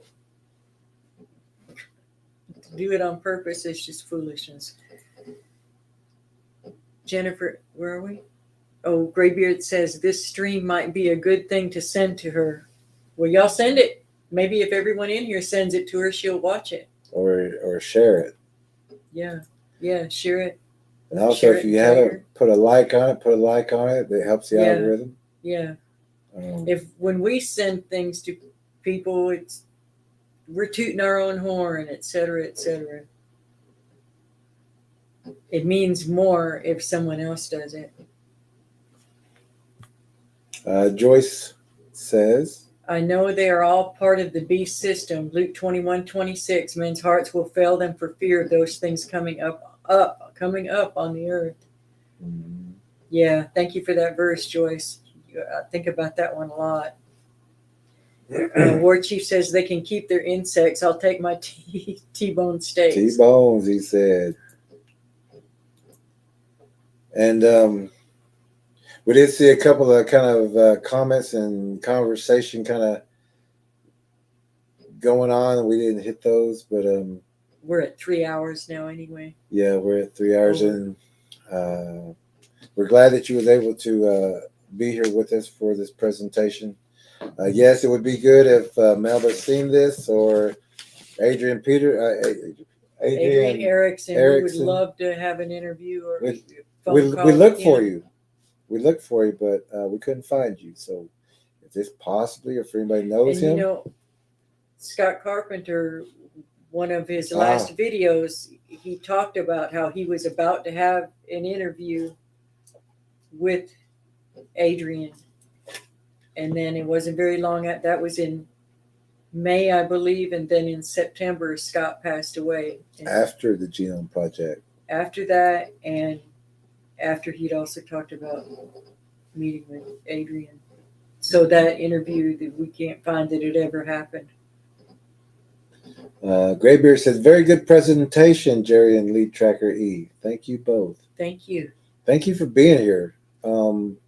Like we said, our StreamYard's down for now. Hopefully we can get that up sometime. So we can't put pictures up. I'm glad we was able to do the video. Yeah. So also trackers, even if you send us photos for our next tracker meeting, we can't put it up. So you can just hold your phone up to the screen. Yeah, like we did tonight. Until we get that paid, they'll let us play some videos, but we can't put photos up. So, or we can use the presentation button if you can work with that. So I think that's it for tonight. We'll go ahead and say our prayer and close for the night then. Thank you, everyone, for being with us. Father, we thank you for these receptive people that are actually taking the time to listen to what we're presenting.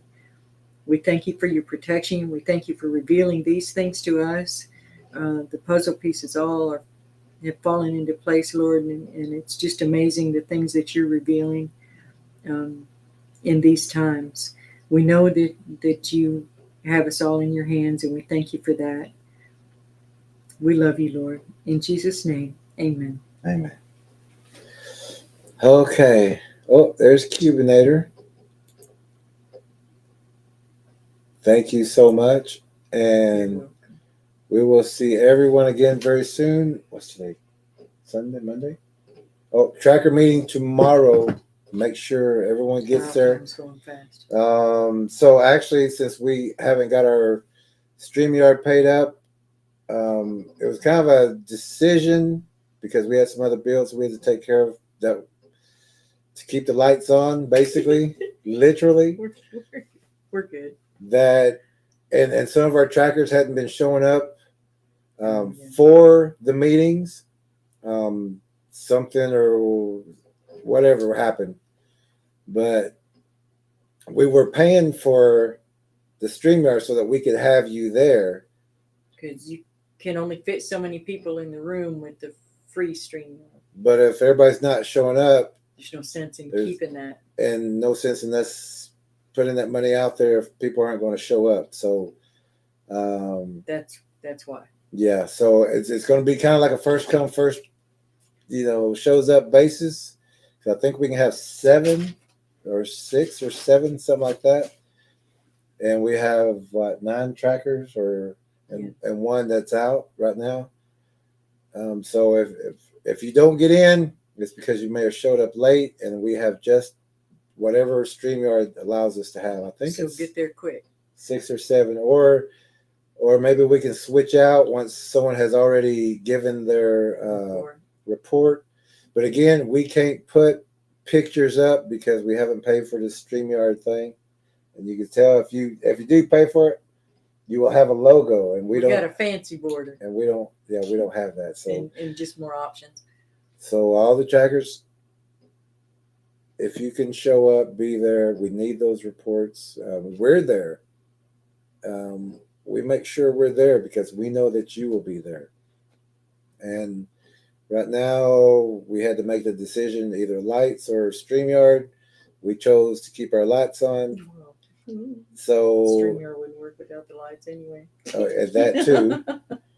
So if you're needing to miss right now, you have that opportunity because we can only fit so many people in the room right now. Don't tell them that. None of them will show up. Yeah, wait. We need those reports. We need you to show up, but we can't afford to pay for it and nobody show up. I mean, I'm not saying nobody because there are people that make sure they're there every time. And we appreciate that. Even if they fall asleep. Yeah, even if we've had trackers be there, so tired, but still made it there, gave the report, and before it was over, had fell asleep. We knew when she never logged out, we're like, are you there? Hello. But at least she showed up and gave her report and she was so tired that she even just went to sleep while we're, doing the other reports. So we appreciated that. Y'all have a good evening. Y'all have a good evening. Good night, warriors. Good night, warriors.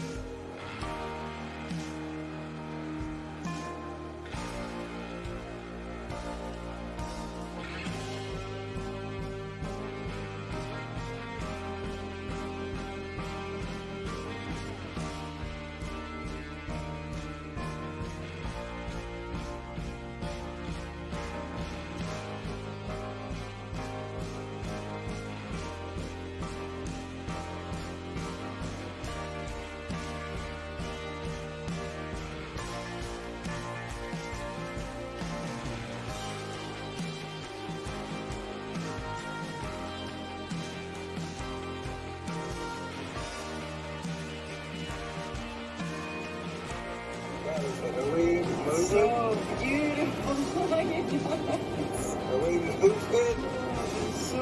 weird. The effect's not quite the same on film. So we're on our way in a snowstorm to go try to find someone who's lost in the woods. You'll say a prayer.